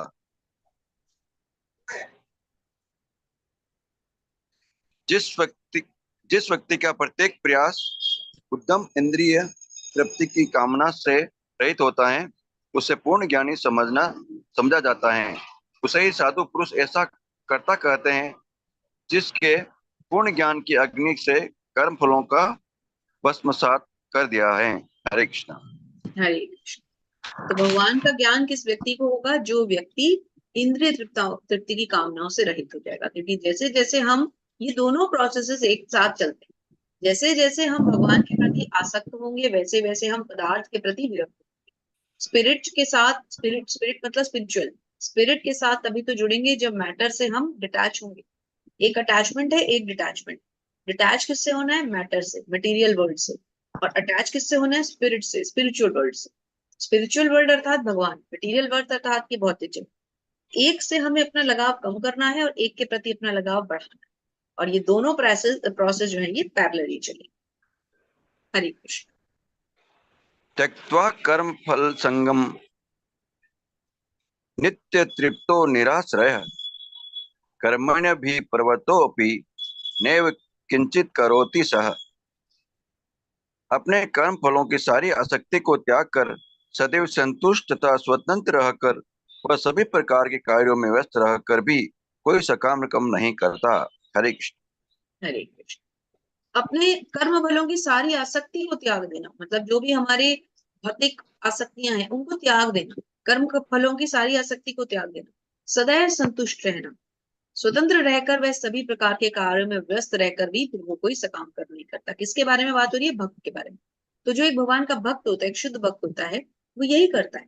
उसकी किसी चीज में कोई आकर्षण, कोई रुचि नहीं होती। जैसे कि हमारे मंदिर में जितने भी ब्रह्मचारी होते हैं, जैसे हमारे नवनिष्ठा प्रभु जी हैं, वो कितना बड़ा कार्यक्रम कर रहे हैं, इतना सुंदर, इतना भव्य मंदिर वो बना रहे हैं। किसके लिए? क्या वो स्वयं के लिए बना रहे हैं? नहीं। क्या वो अपने माता पिता के लिए बना रहे हैं? बिल्कुल नहीं। किसके लिए बना रहे हैं? भगवान के लिए बना रहे हैं। कितना बड़ा कार्य कर रहे हैं, जिसके पीछे उनका कोई सकाम इच्छा नहीं है। मंदिर बनाने की इच्छा तो है, कार्य करने की इच्छा तो है, लोगों से धन इकट्ठा करने की इच्छा तो है, लेकिन अपने लिए नहीं। स्वयं की इंद्रियों को तुष्ट नहीं कर रहे, भगवान की इंद्रियों को तुष्ट करे, भगवान को प्रसन्न करने की कोशिश करे। तो ऐसा व्यक्ति जो होता है वो हमेशा ही भगवान का शुद्ध भक्त कहलाता है, और ऐसे व्यक्ति को कर्म बंधन कभी भी नहीं बांध पाता। हरे कृष्ण। निराश्रित चिंतात्मा त्यक्त सर्व परिग्रह शरीरम केवलम कर्म कुर्वनाम नानोपनोप्ति किल्बिषम। ऐसा ज्ञानी पुरुष पूर्ण रूप से संयमित मन तथा बुद्धि से कार्य करता है, अपनी संपत्ति के सारे स्वामित्व को त्याग देता है और केवल शरीर निर्वाह के लिए कर्म करता है। इस तरह कार्य करता हुआ वह पाप रूपी फलों से प्रभावित नहीं होता। हरे कृष्ण। हरे कृष्ण। तो ऐसा जो पुरुष होता है उसको हम ज्ञानी मानते हैं। वो पूर्ण रूप से संयमित होता है, उसके मन और बुद्धि उसके कंट्रोल में होते हैं।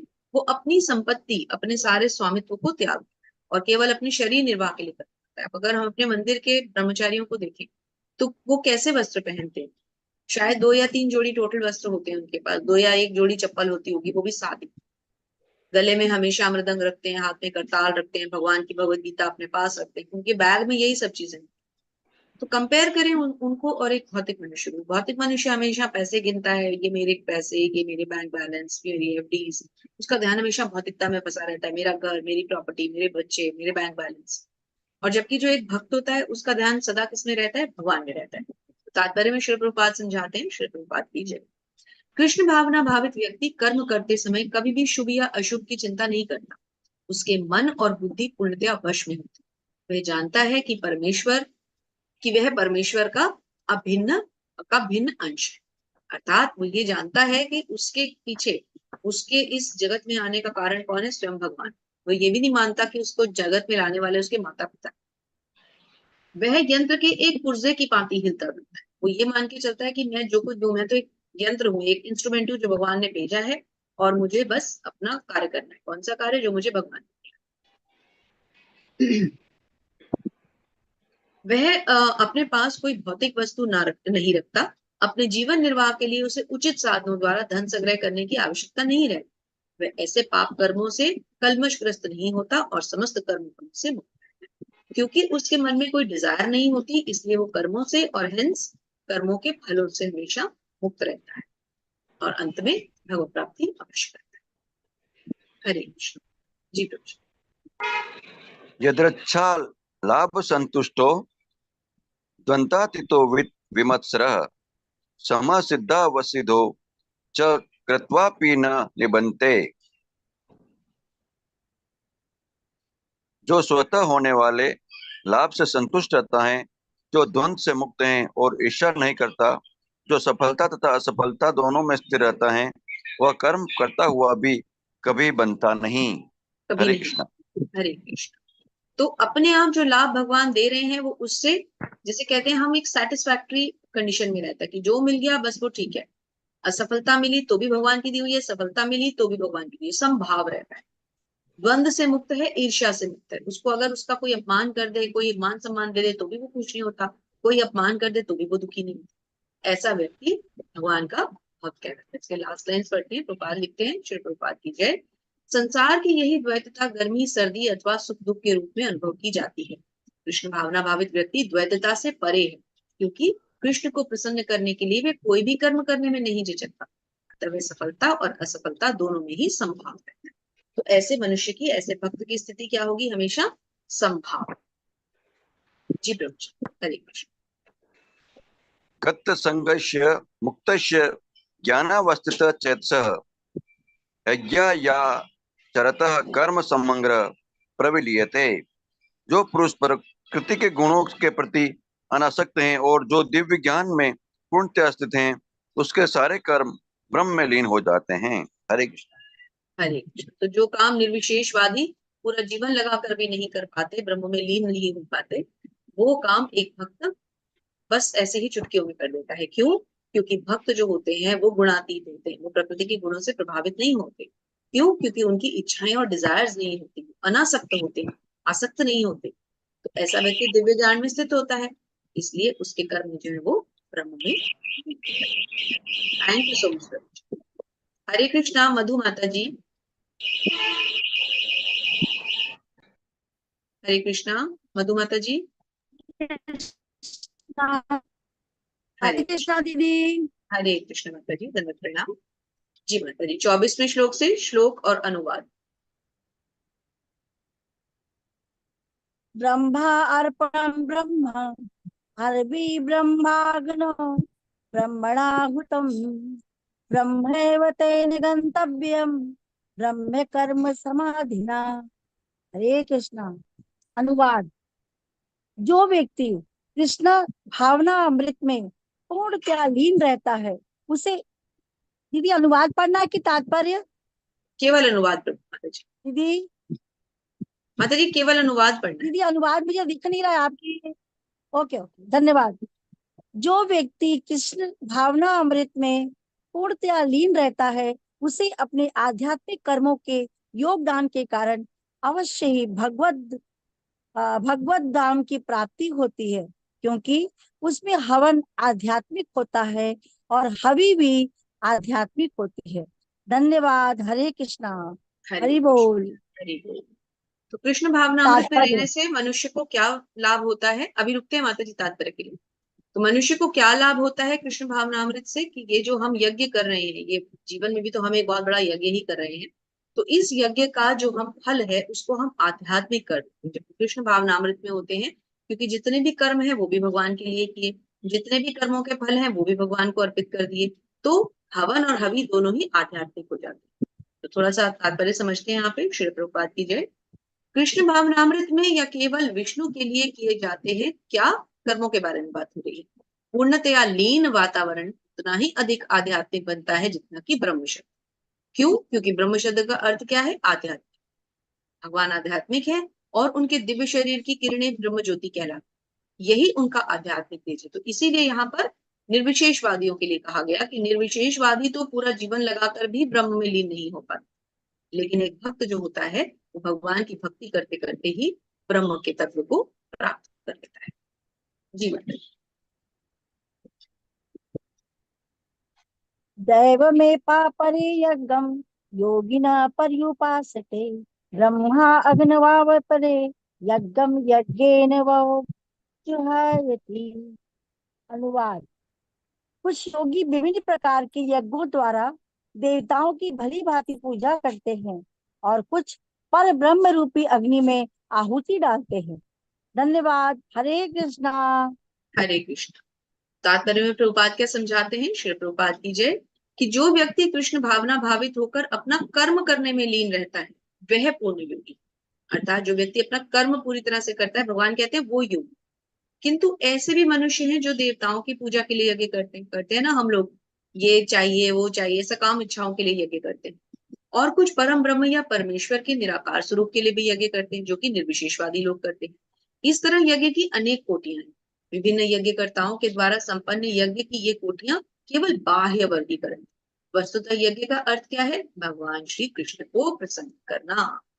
तो जो यज्ञ भगवान श्री कृष्ण को या भगवान विष्णु को प्रसन्न करने के लिए किया जाता है वही दरअसल यज्ञ है। बाकी यज्ञ तो कर्म कांडों के समान है, तो उन्हें हमें ना करते हुए केवल भगवान की भक्ति करनी चाहिए। और वैसे भी कलयुग का तो एक ही यज्ञ है, संकीर्तन। हरे कृष्ण महामंत्र का जप करें, हो गया सारा यज्ञ। हरे कृष्ण। इस हरे कृष्णा दीदी। हरे कृष्ण। श्रोतादीनि इंद्रियाणि संयमाग्निषु जुह्यति शब्दादीनि वश्यान्य इंद्रियाग्निषु जुह्यति। अनुवाद। इनमें से कुछ विशुद्ध ब्रह्मचारी श्रवणादि क्रियाओं तथा इंद्रियों को मन की नियंत्रण रूपी अग्नि में स्वाहा कर देते हैं, तो दूसरे लोग नियमित गृहस्थ इंद्रिय विषयों को इंद्रियों की अग्नि में स्वाहा कर देते हैं। अब यहाँ बहुत इंपॉर्टेंट धन्यवाद। चीज आई। हरे कृष्णा। हरे कृष्ण।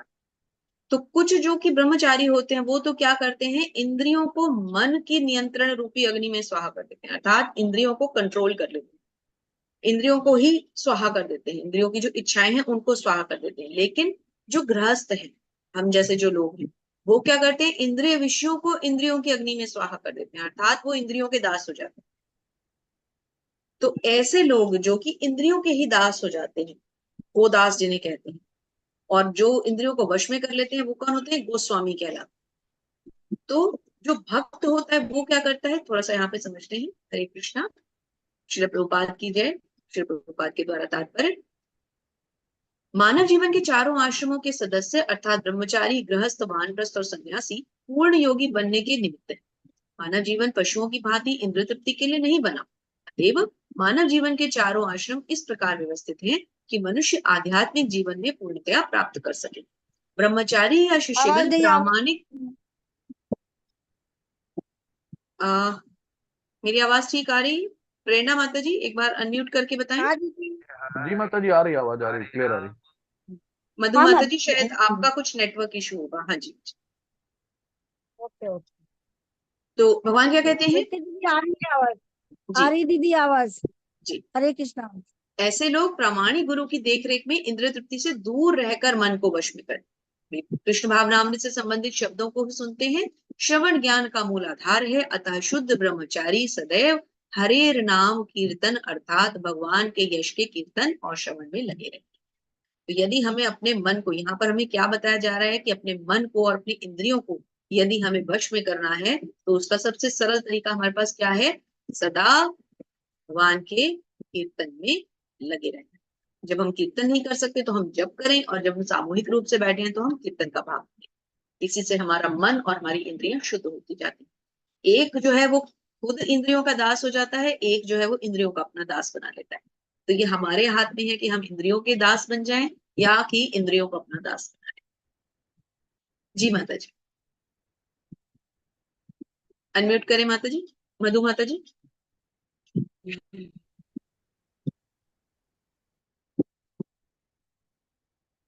अनम्यूट करें माता जी, मधु माता जी। जी दीदी किया है मैंने। सर्वाणि इंद्रिय कर्माणि प्राण कर्माणि चापरे आत्म संयम योग्याननो जुहेति ज्ञान दीपिते। दीदी अनुवाद दिखा दीजिए मुझे, वो हैंड रेज आ रहा है बीच में। धन्यवाद दीदी, धन्यवाद। दूसरे जो मन तथा इंद्रियों को वश में करके आत्म साक्षात्कार करना चाहते हैं, संपूर्ण इंद्रियां प्राण वायु के कार्यों को संयमित मन रूपी अग्नि में आहुति कर देते हैं। हरे हरे कृष्णा, धन्यवाद। हरे दीदी जरा ये एक्सप्लेन कर दीजिए, आत्म साक्षात्कार, जी जी। संपूर्ण इंद्रियां प्राण वायु के कार्यों को मुझे जरा बता दीजिए, हाँ जी, हाँ जी। धन्यवाद। अनुवाद में हमने क्या समझा कि एक वो प्रकार के लोग थे जो इंद्रियों को अपना दास बना लेते हैं, और एक वो प्रकार के लोग होते हैं जो इंद्रियों के दास बन जाते हैं। अब यहाँ पर क्या बताया गया है? मन और इंद्रियों को वश में करके आत्म साक्षात्कार जो लोग करना चाहते हैं, जो लोग ये चाहते हैं कि वो अपने मन को वश में करें, और आत्म साक्षात्कार का अर्थ है भगवान को समझें, खुद को समझना नहीं है, भगवान को समझना। संपूर्ण इंद्रियों और प्राण वायु के कार्यों को संयमित मन रूपी अग्नि में आहुति कर देते हैं। अर्थात जैसे हमने अष्टांग योग पढ़ा, अष्टांग योग वाले मुनि क्या करते हैं? अपनी सारी इंद्रियों को केंद्रित करके भगवान के शेल्टर में लगा देते हैं, भगवान के श्री चरणों में लगा देते हैं। इसी प्रकार जो लोग अपने मन और अपनी इंद्रियों को वश में कर लेते हैं, वो आत्म साक्षात्कार करते हैं, अर्थात भगवान को जान पाते हैं। अपनी सारी इंद्रियों को, अपनी संपूर्ण प्राणवायु को वो भगवान के प्रति एकाग्र कर लेते हैं। इसीलिए तो ऐसे लोग इंद्रिय भोग से हट जाते हैं। उनका ध्यान सेंस ग्रेटिफिकेशन से हटकर कहाँ लग जाता है?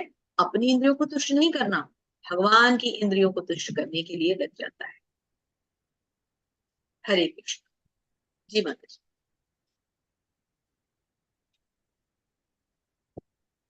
हरे कृष्णा मधु दीदी, माता जी पढ़िए। धन्यवाद। जी जी, द्रव्य यज्ञास्तैपो यज्ञा योग्य स्थापने स्वाध्याय ज्ञान यज्ञाश्च यतया संसित व्रता। दीदी अनुवाद दिखा दीजिए।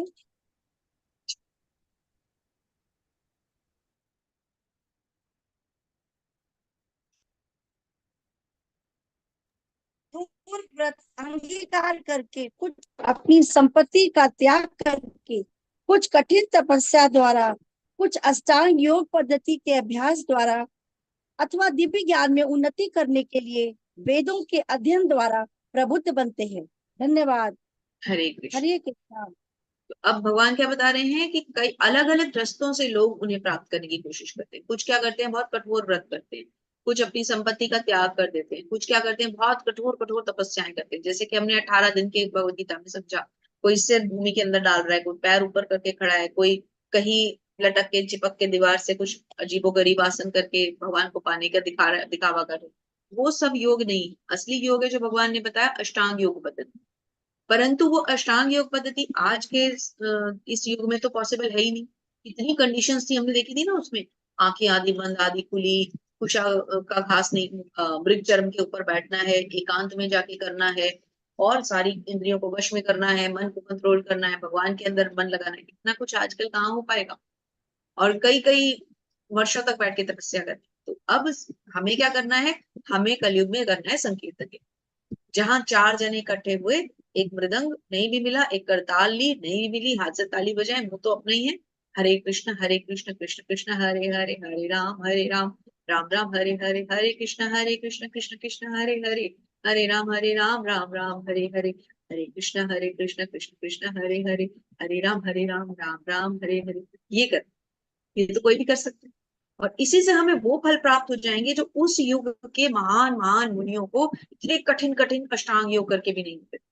उनका क्यों? क्योंकि उनका भी मन कहीं ना कहीं इंद्र तृप्ति में फंस जाता था।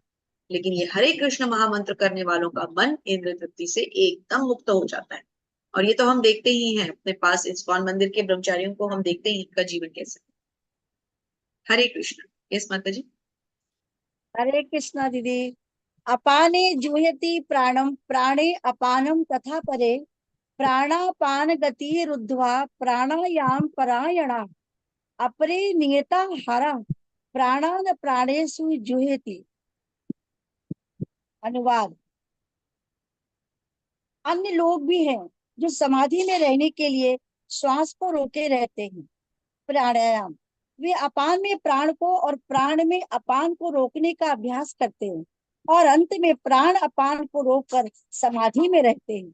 अन्य लोग ये कम भोजन करके प्राण की प्राण में ही आहुति देते हैं। धन्यवाद। हरे कृष्णा। हरे कृष्ण। तो इस दीदी ये पर्टिकुलर बहुत तात्पर्य कठिन है, को, इसको थोड़ा समझा दीजिए अच्छे से। हाँ मैं उसी पे आ रही थी। इस पर्टिकुलर तात्पर्य को हम सब आराम से बिल्कुल शांति से एक एक लाइन करके पढ़ें, क्योंकि इसमें हमें टिपिकली प्राणायाम और प्राणायाम से रिलेटेड जो किस तरह कितनी वायु होती है, कैसे उनको रोका जाता है, उसकी विधि बताई गई है। तो इसको हम यहाँ पे इसलिए स्किप करेंगे क्योंकि हम लोग जो नॉर्मली कुछ आसन ही जानते हैं, कुंभक क्रिया क्या है, हमने सिर्फ नाम सुने हैं। यहाँ थोड़ा सा उनके बारे में बताया भी जाएगा और वो क्रियाएं भगवान से जोड़ने में कैसे हेल्प करेंगी ये भी बताया जाएगा। तो इस पर्टिकुलर तात्पर्य को मेरी आप सबसे विनती है, कृपया करके अवश्य अवश्य पढ़ें। बहुत भगवान इसमें बहुत बड़ा ज्ञान दे रहे हैं। जी माता जी। हरे कृष्णा। हरे कृष्ण। सर्वे बढ़िया अपेत, ये हाँ दीदी। हरे कृष्णा दीदी। जी। सर्वे अपेते यज्ञ विदो, यज्ञ क्षपित कल्मषा, यज्ञ शिष्टामृत भुजो, यान्ति ब्रह्म सनातनम। अनुवाद। ये सभी यज्ञ करने वाले यज्ञों का अर्थ जानने के कारण पाप कर्मों से मुक्त हो जाते हैं और यज्ञों के फल रूपी अमृत को चख कर परम दिव्य आकाश की ओर बढ़ते जाते हैं। धन्यवाद। Hare Krishna. Hare Krishna. Thank you so much. Thank you माता जी। हरे कृष्ण। तो अब विभिन्न प्रकार के यज्ञों के बारे में प्रभुपाद समझा रहे हैं। तो श्रील प्रभुपाद की जय। भगवान कहते हैं कि ये सभी यज्ञ जो हैं, इनको करने वालों के अर्थ को जानने के कारण पाप के कर्मों से मनुष्य मुक्त हो जाता है। प्रभुपाद इसे कैसे समझाते हैं कि विभिन्न प्रकार के यज्ञों, जो यज्ञ जिनके नाम दिए गए हैं, द्रव्य यज्ञ, स्वाध्याय यज्ञ, योग यज्ञ, अलग अलग तरह के यज्ञ हैं। इनकी व्याख्या से ये देखा जाता है कि इन सबका उद्देश्य एक है। तो हमें कौन सा यज्ञ क्या है, क्या द्रव्य यज्ञ क्या है, स्वाध्याय यज्ञ क्या है, हमें उसमें नहीं पढ़ना। हमें समझना है कि यज्ञ मतलब क्या। यज्ञ मतलब भगवान को जानना। जो भगवान को जानने के लिए किया जाए, जो भगवान की संतुष्टि या तुष्टि के लिए किया जाए, वही यज्ञ है। बस हमें इतना ही समझना, क्योंकि देखिए ये जीवन बहुत छोटा सा है। इसमें अगर हम बहुत ज्यादा जानने की प्रयास करेंगे, कोशिश करेंगे, तो हम विफल रह जाएंगे। तो हमें केवल उतना जानना है जितने हमारे लिए आवश्यक है। हरे कृष्णा। प्रेरणा माता जी कृपा करके आप श्लोक पढ़ें और मीना माता जी आप माता जी के साथ अनुवाद पढ़ें। हरे कृष्ण। जी हरे कृष्ण माता जी। हरे कृष्ण। 31st। जी माता जी। हरे कृष्ण। हरे नायं लोको असत्य यज्ञस्य कुतो अन्य पुरुषोत्तम। हरे हरे कृष्ण। कृष्ण। हे कुरुश्रेष्ठ, जब यज्ञ के बिना मनुष्य इस लोक में या इस जीवन में ही सुख पूर्वक नहीं रह सकता, तो फिर अगले जन्म में कैसे रह सकेगा। हरे देखिए कृष्णा। कितनी बड़ी बात भगवान कह रहे हैं। बिल्कुल ठीक बात है कि जब यज्ञ के बिना मनुष्य इस जन्म में सुख नहीं भोग सकता, तो अगले जन्म में कैसे भोगेगा। और फिर आजकल के हम लोग तो यज्ञ कर ही नहीं रहे, तो हमें तो कोई जिसे कहते हैं ना, राइट ही नहीं है सुख भोगने का। तो प्रभुपाद बताते हैं, श्री प्रभुपाद की जय। प्रभुपाद कहते हैं मनुष्य इस लोक में चाहे जिस रूप में भी रहे, वह अपने स्वरूप से अनभिज्ञ रहता है। दूसरे शब्दों में भौतिक जगत में हमारा अस्तित्व हमारे पाप पूर्ण जीवन के बहुगुणित फलों के कारण। क्या समझा रहे हैं प्रभुपाद? कि हमारा जो ये जीवन है, हमारा जो ये मनुष्य योनि हमें मिली है, ये हमारे विगत कर्मों के फल के कारण ही तो मिली। पता नहीं हम क्या थे, कीट पतंगे थे, पेड़ पौधे थे, कुछ तो थे। मुक्ति तो नहीं हुई, भगवान के पास नहीं गए, तभी तो फिर से जन्म मृत्यु के चक्र में पड़ गए। लेकिन ये है किसके कारण? हमारे पूर्व जन्म के कर्मों के कारण, इस जन्म और पूर्व जन्म के कर्मों। अज्ञान ही पाप पूर्ण जीवन का कारण है, और पाप पूर्ण जीवन ही इस भौतिक जगत में अस्तित्व का कारण है। क्या कहते हैं प्रभुपाद? प्रभुपाद कहते हैं कि जो अज्ञान, अज्ञान क्या है? यहाँ अज्ञान किसको क्या कहा गया है? हमारी सबसे बड़ी मनुष्य की अज्ञानता क्या है? कि हम भगवान के नित्य दास नहीं मानते स्वयं, हम प्रकृति पे प्रभुत्व जताना चाहते हैं। यही हमारी सबसे बड़ी मूर्खता है। प्रभुपाद कह रहे हैं कि इस अज्ञान के कारण ही हमें ये जीवन मिलता है। यदि हम स्वयं को भगवान का दास समझ लें और अपने लिए कुछ भी करना बंद करके जो भी करें भगवान की तुष्टि के लिए करें, उनकी प्रसन्नता के लिए करें, तो उन कर्मों के फल बुरे कैसे होंगे? और जब अच्छे कर्म और बुरे कर्म खत्म हो जाएंगे, सारे कर्म कृष्ण कर्म बन जाएंगे, तो फल की हमें आसक्ति ही नहीं रह जाएगी। फल हमने किसको दे दिए? भगवान को दे दिए। तो फिर इस मृत्यु लोक में हम क्या करने आएंगे? खत्म, निवारण हो गया, परमानेंट छुट्टी। फिर प्रभुपाद देखिए आगे कितना सुंदर रहस्य बता रहे हैं। मनुष्य जीवन ही वह द्वार है जिससे होकर इस बंधन से बाहर निकला जा सकता है। अतः वेद हमें धर्म, अर्थ, काम तथा मोक्ष का मार्ग दिखलाकर बाहर निकलने का अवसर प्रदान करते हैं। तो हमें क्या करना है? हमें ये समझना है कि हम इस जीवन से बाहर कैसे निकले, और इस जीवन से बाहर निकलने का एक ही मार्ग है। जितनी हम भगवान की भक्ति करेंगे उतना ही हम जन्म कर्म के चक्र से छुट्टी पाते चले जाएंगे। जी माता जी। हरे कृष्ण। एवं बहुविद्या यज्ञा वितता ब्राह्मणो मुखे कर्म जानविद्धि तान् सर्वमेवं ज्ञात्वा विमोक्ष्यसे। हरे कृष्ण। हरे कृष्ण। हरे कृष्ण। हे विभिन्न प्रकार के यज्ञ वेद सम्मत हैं और ये सभी विभिन्न प्रकार के कर्मों से उत्पन्न हैं। इन्हें इस रूप में जानने पर तुम मुक्त हो जाओगे। हरे कृष्ण। हरे कृष्ण। तो ये जितने भी प्रकार के वेद बताए जाते हैं ये सभी शास्त्र सम्मत, क्योंकि वेद तो भगवान की स्वयं शाश्वत वाणी है, तो गलत हो ही नहीं सकते। जी माता जी। हरे कृष्ण। श्रेयांतव्य मयाध्या ज्ञानं यज्ञः परन्तपा सर्वं कर्माखिलं पार्थ ज्ञाने परिसमाप्यते। हरे कृष्ण। हरे कृष्ण। हे परम तप, द्रव्य यज्ञ से ज्ञान यज्ञ श्रेष्ठ है। हे पार्थ, अंतातो गत्वा सारे कर्म यज्ञों का अवसान दिव्य ज्ञान में होता है। हरे कृष्ण माता जी। हरे कृष्ण। तो द्रव्य यज्ञ से ज्ञान यज्ञ श्रेष्ठ है। अब यदि हमें इनकी डिटेल्स पढ़नी है तो हम तात्पर्यों में पढ़ सकते हैं, तो अभी इस सत्र में हम स्किप करेंगे कि हमारे पास समय काफी कम होता है। फिर भी भगवान की कृपा है कि हम काफी कुछ पढ़ पा रहे हैं, तो आप भक्तों के संग में ही पूरा हो सकता है। अदरवाइज तो इतनी जल्दी इतना बड़ा चैप्टर, वो भी डिटेल में लिया ही नहीं जा सकता। तो ये बहुत सुंदर श्लोक आपके हिस्से में आया है। प्रेरणा माता जी इसको बहुत प्रेम पूर्वक, बहुत श्रद्धा पूर्वक पढ़िएगा। हरे कृष्ण। हरे कृष्ण। त्वद्विद्धि प्रणिपातेन परिप्रश्नेन सेवया उपदेक्ष्यन्ति ते ज्ञानं ज्ञानिनस्तत्त्वदर्शिनः। हरे कृष्ण। हरे कृष्ण। हरे कृष्ण। तुम गुरु के पास जाके सत्य को जानने का प्रयास करो, उनसे विनीत होकर जिज्ञासा करो और उनकी सेवा करो। स्वरूप सिद्ध व्यक्ति तुम्हें ज्ञान प्रदान कर सकते हैं, क्योंकि उन्होंने सत्य का दर्शन किया है। हरे कृष्ण। तद्विद्धि प्रणिपातेन परिप्रश्नेन सेवया उपदक्षन्ति ते ज्ञानम ज्ञानिनस्तत्त्वदर्शिनः। ये श्लोक मेरे जीवन में बहुत ज्यादा महत्व रखता है, क्योंकि मैंने जब मेरी पहली शिक्षा गुरु से पढ़ना शुरू किया था तो सबसे पहला श्लोक मैंने यही याद किया था। और ये श्लोक भगवान करे मुझे पूरा जीवन आजीवन कंठस्थ रहे, क्योंकि ये गुरु के बारे में, भगवान यहाँ गुरु के बारे में कह रहे हैं। भगवान क्या कह रहे हैं? कि तुम गुरु के पास जाकर सत्य को जानने का प्रयास करो। तो ऐसा लगता है कि भगवान हम सबको ये निर्देश दे रहे हैं कि गुरु की शरण में जाओ, उनसे विनीत होकर जिज्ञासा करो। तो गुरु से हमें अपने आध्यात्मिक ज्ञान के बारे में पूछना चाहिए। क्यों? क्योंकि गुरु ने सत्य का दर्शन पहले से ही कर रखा। तात्पर्य श्री प्रभुपाद के द्वारा। श्री प्रभुपाद की जय। तो प्रभुपाद यहाँ बताते हैं कि निसंदेह आत्म साक्षात्कार का मार्ग कठिन है, अतः भगवान का उपदेश है कि उन्हीं से प्रारंभ होने वाली परंपरा से प्रामाणिक गुरु की शरण ग्रहण की जाए। भगवान क्या बता रहे हैं? भगवान ने ही इस परंपरा को शुरू किया है और भगवान कहते हैं इसी परंपरा का तुम अनुयायी बनो। इस परंपरा के सिद्धांत का पालन किए बिना कोई प्रामाणिक गुरु नहीं बन सकता। भगवान आदि गुरु हैं, अतः गुरु परंपरा का ही व्यक्ति अपने शिष्य को भगवान का संदेश प्रदान कर सकता है। ये बहुत बड़ी बात हमें सीखने को मिली कि जो एक प्रामाणिक गुरु होंगे वो कौन होंगे? जिनके गुरु भी प्रामाणिक गुरु होंगे और उनके गुरु भी प्रामाणिक गुरु होंगे। जैसे कि हमारे गुरुदेव श्रील प्रभुपाद, उनके शिष्य कौन है? परम पूजनीय जयप्रताप स्वामी महाराज। उनके शिष्य कौन है? हिज ग्रेस नामनिष्ठा प्रभु जी। तो एक परंपरा से आ रहे हैं। अब अगर हम बैक चलें तो प्रभुपाद के गुरु कौन थे? श्री भक्ति सिद्धांत सरस्वती ठाकुर महाराज। तो इसलिए ये परंपरा जो है ये पीछे चलती है। उनसे पहले श्री गौर किशोर दास जी बाबा जी महाराज, उनसे पहले श्री भक्ति विनोद ठाकुर बाबा जी, श्री भक्ति विनोद ठाकुर जी, उनसे पहले श्री जगन्नाथ ठाकुर बाबा जी महाराज। तो इस तरह से परंपरा पीछे चलती है। कैसे? वापस जाती है कहां तक? चैतन्य महाप्रभु।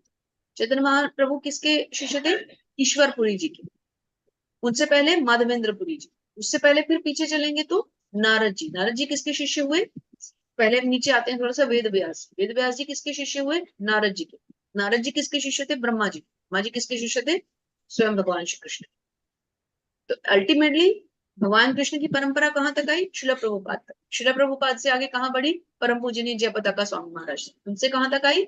हिज ग्रेस नामनिष्ठा प्रभु जी तक। और उनसे कहां तक आई?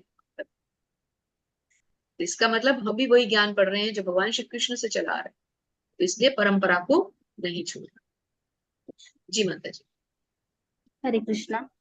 हरे कृष्ण। यज्ञात्वा न पुनर्मोहमेवं यस्यासि पाण्डव येन भूतास्य ये शेषाणि द्राक्षस्यात्मन्य यथो मयि।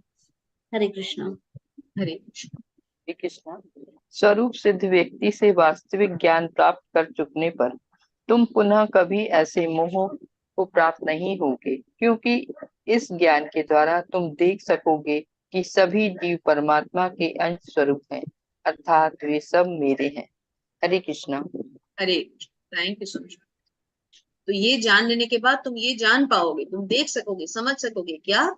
कि सभी जीवात्माएं जो है वो मेरे अंश, सब कुछ जो है वो भगवान से ही उद्भूतित है, सब कुछ उन्हीं से रचित है, उन्हीं में संभार होने के बाद भी सब कुछ उन्हीं में विलीन हो जाना है। जी माता जी। हरे कृष्णा।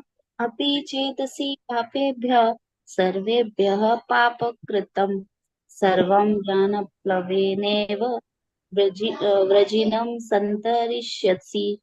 हरे कृष्ण। हरे कृष्णा। गिरिजा माता जी अनुवाद पढ़ी।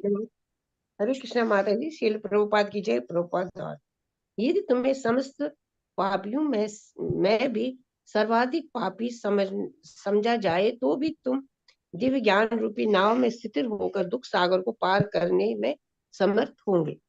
हरे कृष्ण।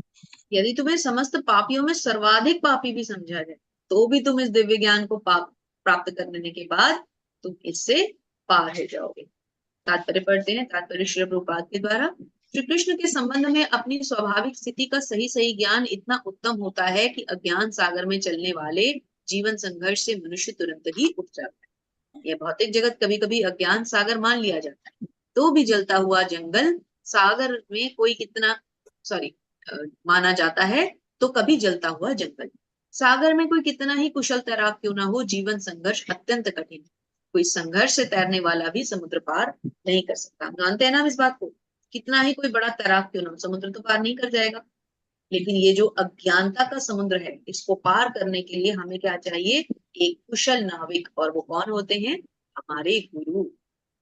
तो गुरु जब हमारी नैया के नाविक होंगे और हम ज्ञान की इस नैया में बैठ जाएंगे तो हम इस भव सागर से भी पार लग जाएंगे।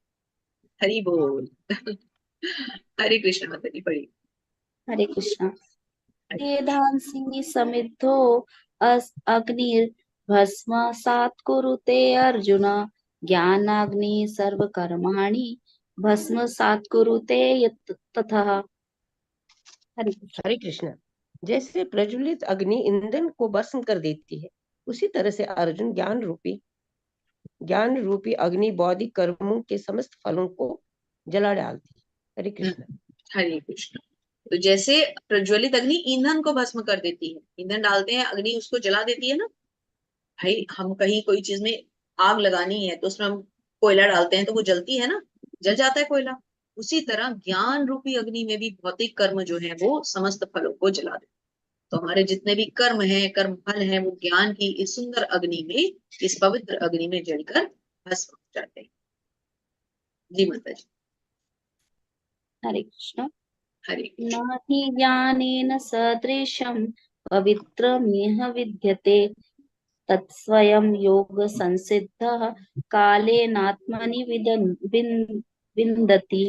हरे कृष्ण। हरे इस कृष्ण। संसार में दिव्य ज्ञान के समान कुछ भी उदात्त तथा शुद्ध नहीं है। ऐसे ज्ञान समस्त योग का परिपक्व फल है। जो व्यक्ति भक्ति में सिद्ध हो जाता है वो यथा समय अपने अंतर में इस ज्ञान का आस्वादन करता है। हरे कृष्ण। थैंक यू माता जी। तो क्या बताया जा रहा है कि संसार में दिव्य ज्ञान के समान कुछ भी उदात्त और शुद्ध नहीं है। ऐसा ज्ञान समस्त योग का परिपक्व फल है। ये जो हम पढ़ रहे हैं भगवत गीता और श्रीमद् भागवतम जो हम पढ़ते हैं, ये पूरे ज्ञान का निचोड़ है, परिपक्व फल। बजाय इसके कि हम सारे ग्रंथ पढ़ें, सबसे पहले हम श्रीमद् भगवत गीता का पाठ करें, अच्छी तरह से इसका अध्ययन करें, और उसके बाद हम जल्दी से जल्दी श्रीमद् भागवतम ज्वाइन करें। तो आप सब जो लेवल 1 का सर्टिफिकेट ले चुके हैं, आप सब श्रीमद् भागवतम को शुरू करें। हरे कृष्णा। मधु माता जी अंतिम 2 श्लोक पढ़ते हैं। आप श्लोक पढ़िए माता जी, मैं अनुवाद पढ़ूंगी आपके लिए। हरे अच्छा कृष्ण। दीदी। हरे कृष्णा दीदी, दंडवत प्रणाम। हरे कृष्ण।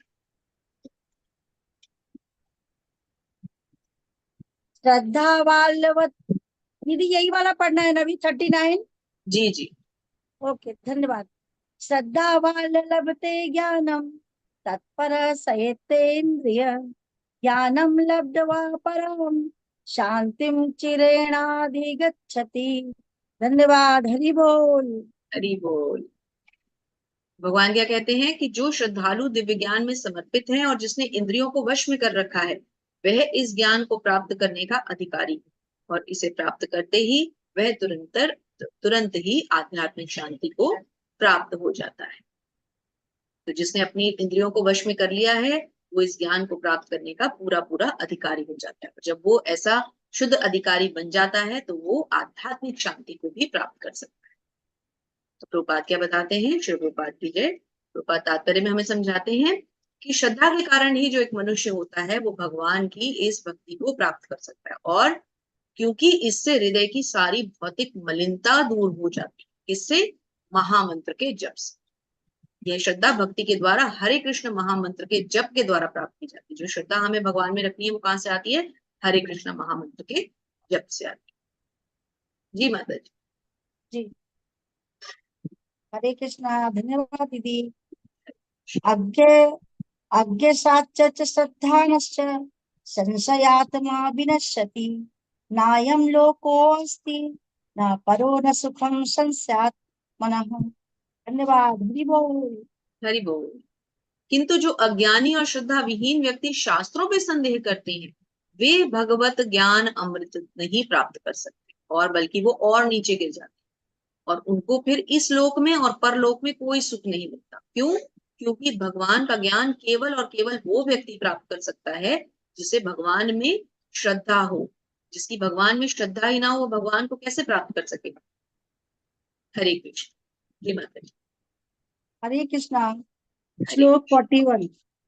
योग संन्यस्त कर्माणि ज्ञान सच्छेन्न संशयम् आत्मवन्तं न कर्माणि निबध्नन्ति धनंजय।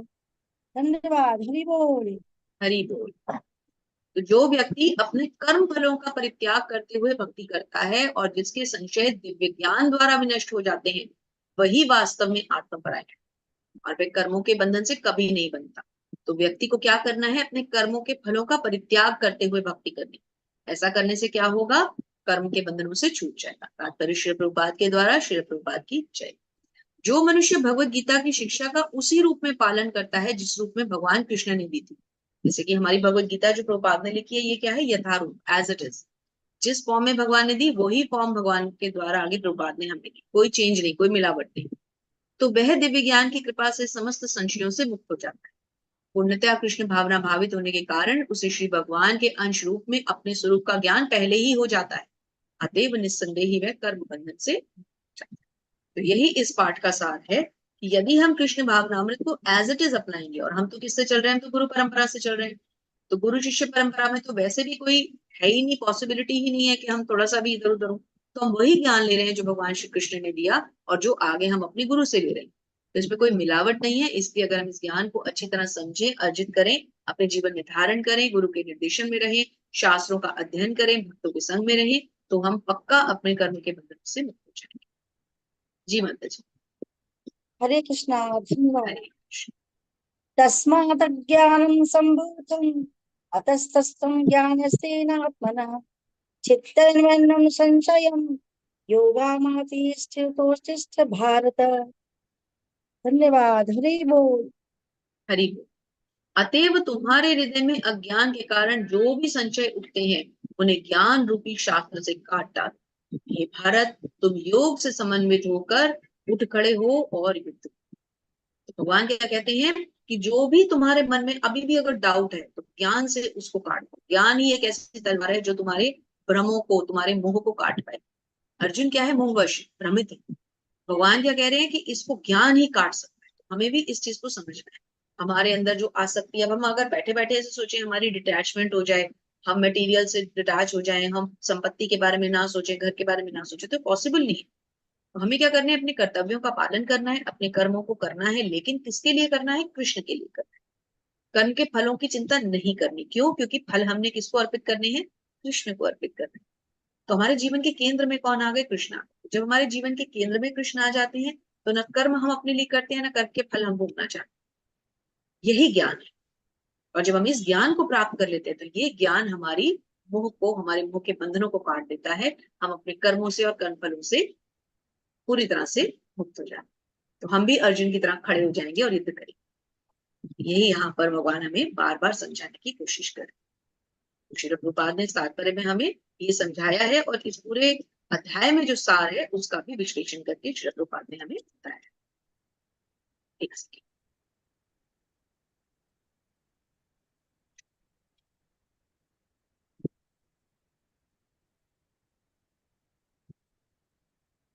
एंड में आते हैं, प्रभुपाद लिखते हैं,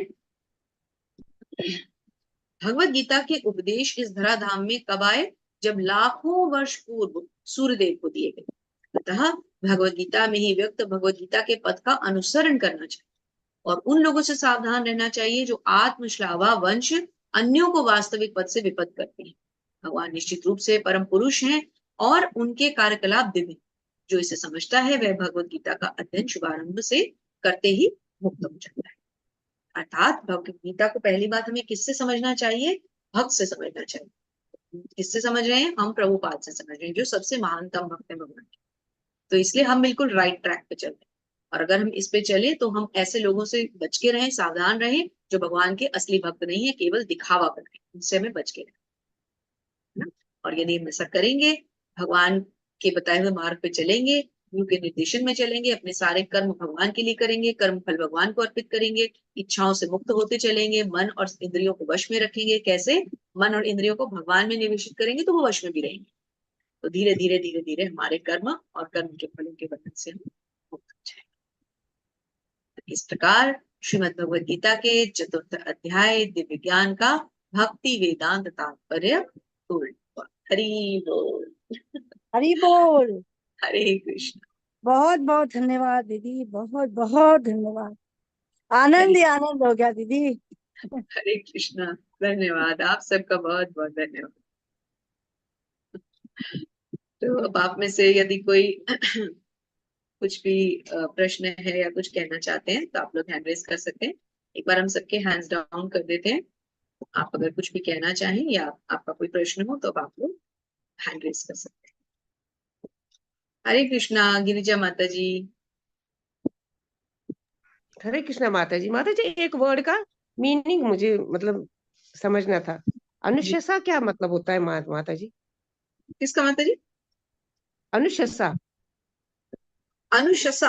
अनुशंसा कहाँ पे आया माता जी? आप एक बार मुझे हाईलाइट करके माता जी, बताएंगे। माता जी, इस मतलब इसमें नहीं है, लेकिन गीता में ही है, दूसरे अध्याय में। ये मुझे समझ नहीं आ रहा है कि अनुशंसा क्या मतलब। पूरा पढ़िएगा, सेंटेंस क्या है। शायद कुछ और वर्ड होगा, आप निकाल करके मुझे एक्सट्रैक्ट बताइएगा, मैं देख के माता जी कल बता दूंगी, क्योंकि वो हाँ, टाइम लग जाएगा। कोई कल मैं बात बता दूँ, कोई वो दूसरे हरे वो कृष्ण दूसरे माता अध्याय का जी, है। हरे कृष्ण माता जी, मैंने भी देखा है माता जी, अनुशंसा। अनुशंसा। अनुशंसा। अनुशंसा तो ये होता है आई थिंक, मैं एक्सप्लेन नहीं कर पा रही। अनुशंसा तो मैंने पढ़ा हुआ है शब्द, आप मेरे को एक्सट्रैक्ट दीजिएगा, मैं उसमें से देख के बता दूंगी। अनुशंसा तो आई नो दैट, मैं देख के बता माता दूंगी। जी कल आप अभी वो मुझे हाँ मतलब हाँ, थोड़ा कल मैं आई कल थिंक मैं कृपा नोट को कर लूंगी कहते ना हैं। तो। आई थिंक कृपा करने को कहते हैं अनुशंसा। भगवान से जैसे हम कृपा मांगते हैं ना, तो जैसे हम दया मांगते हैं, कृपा मांगते हैं, उसको कहते हैं अनुशंसा, जहां तक।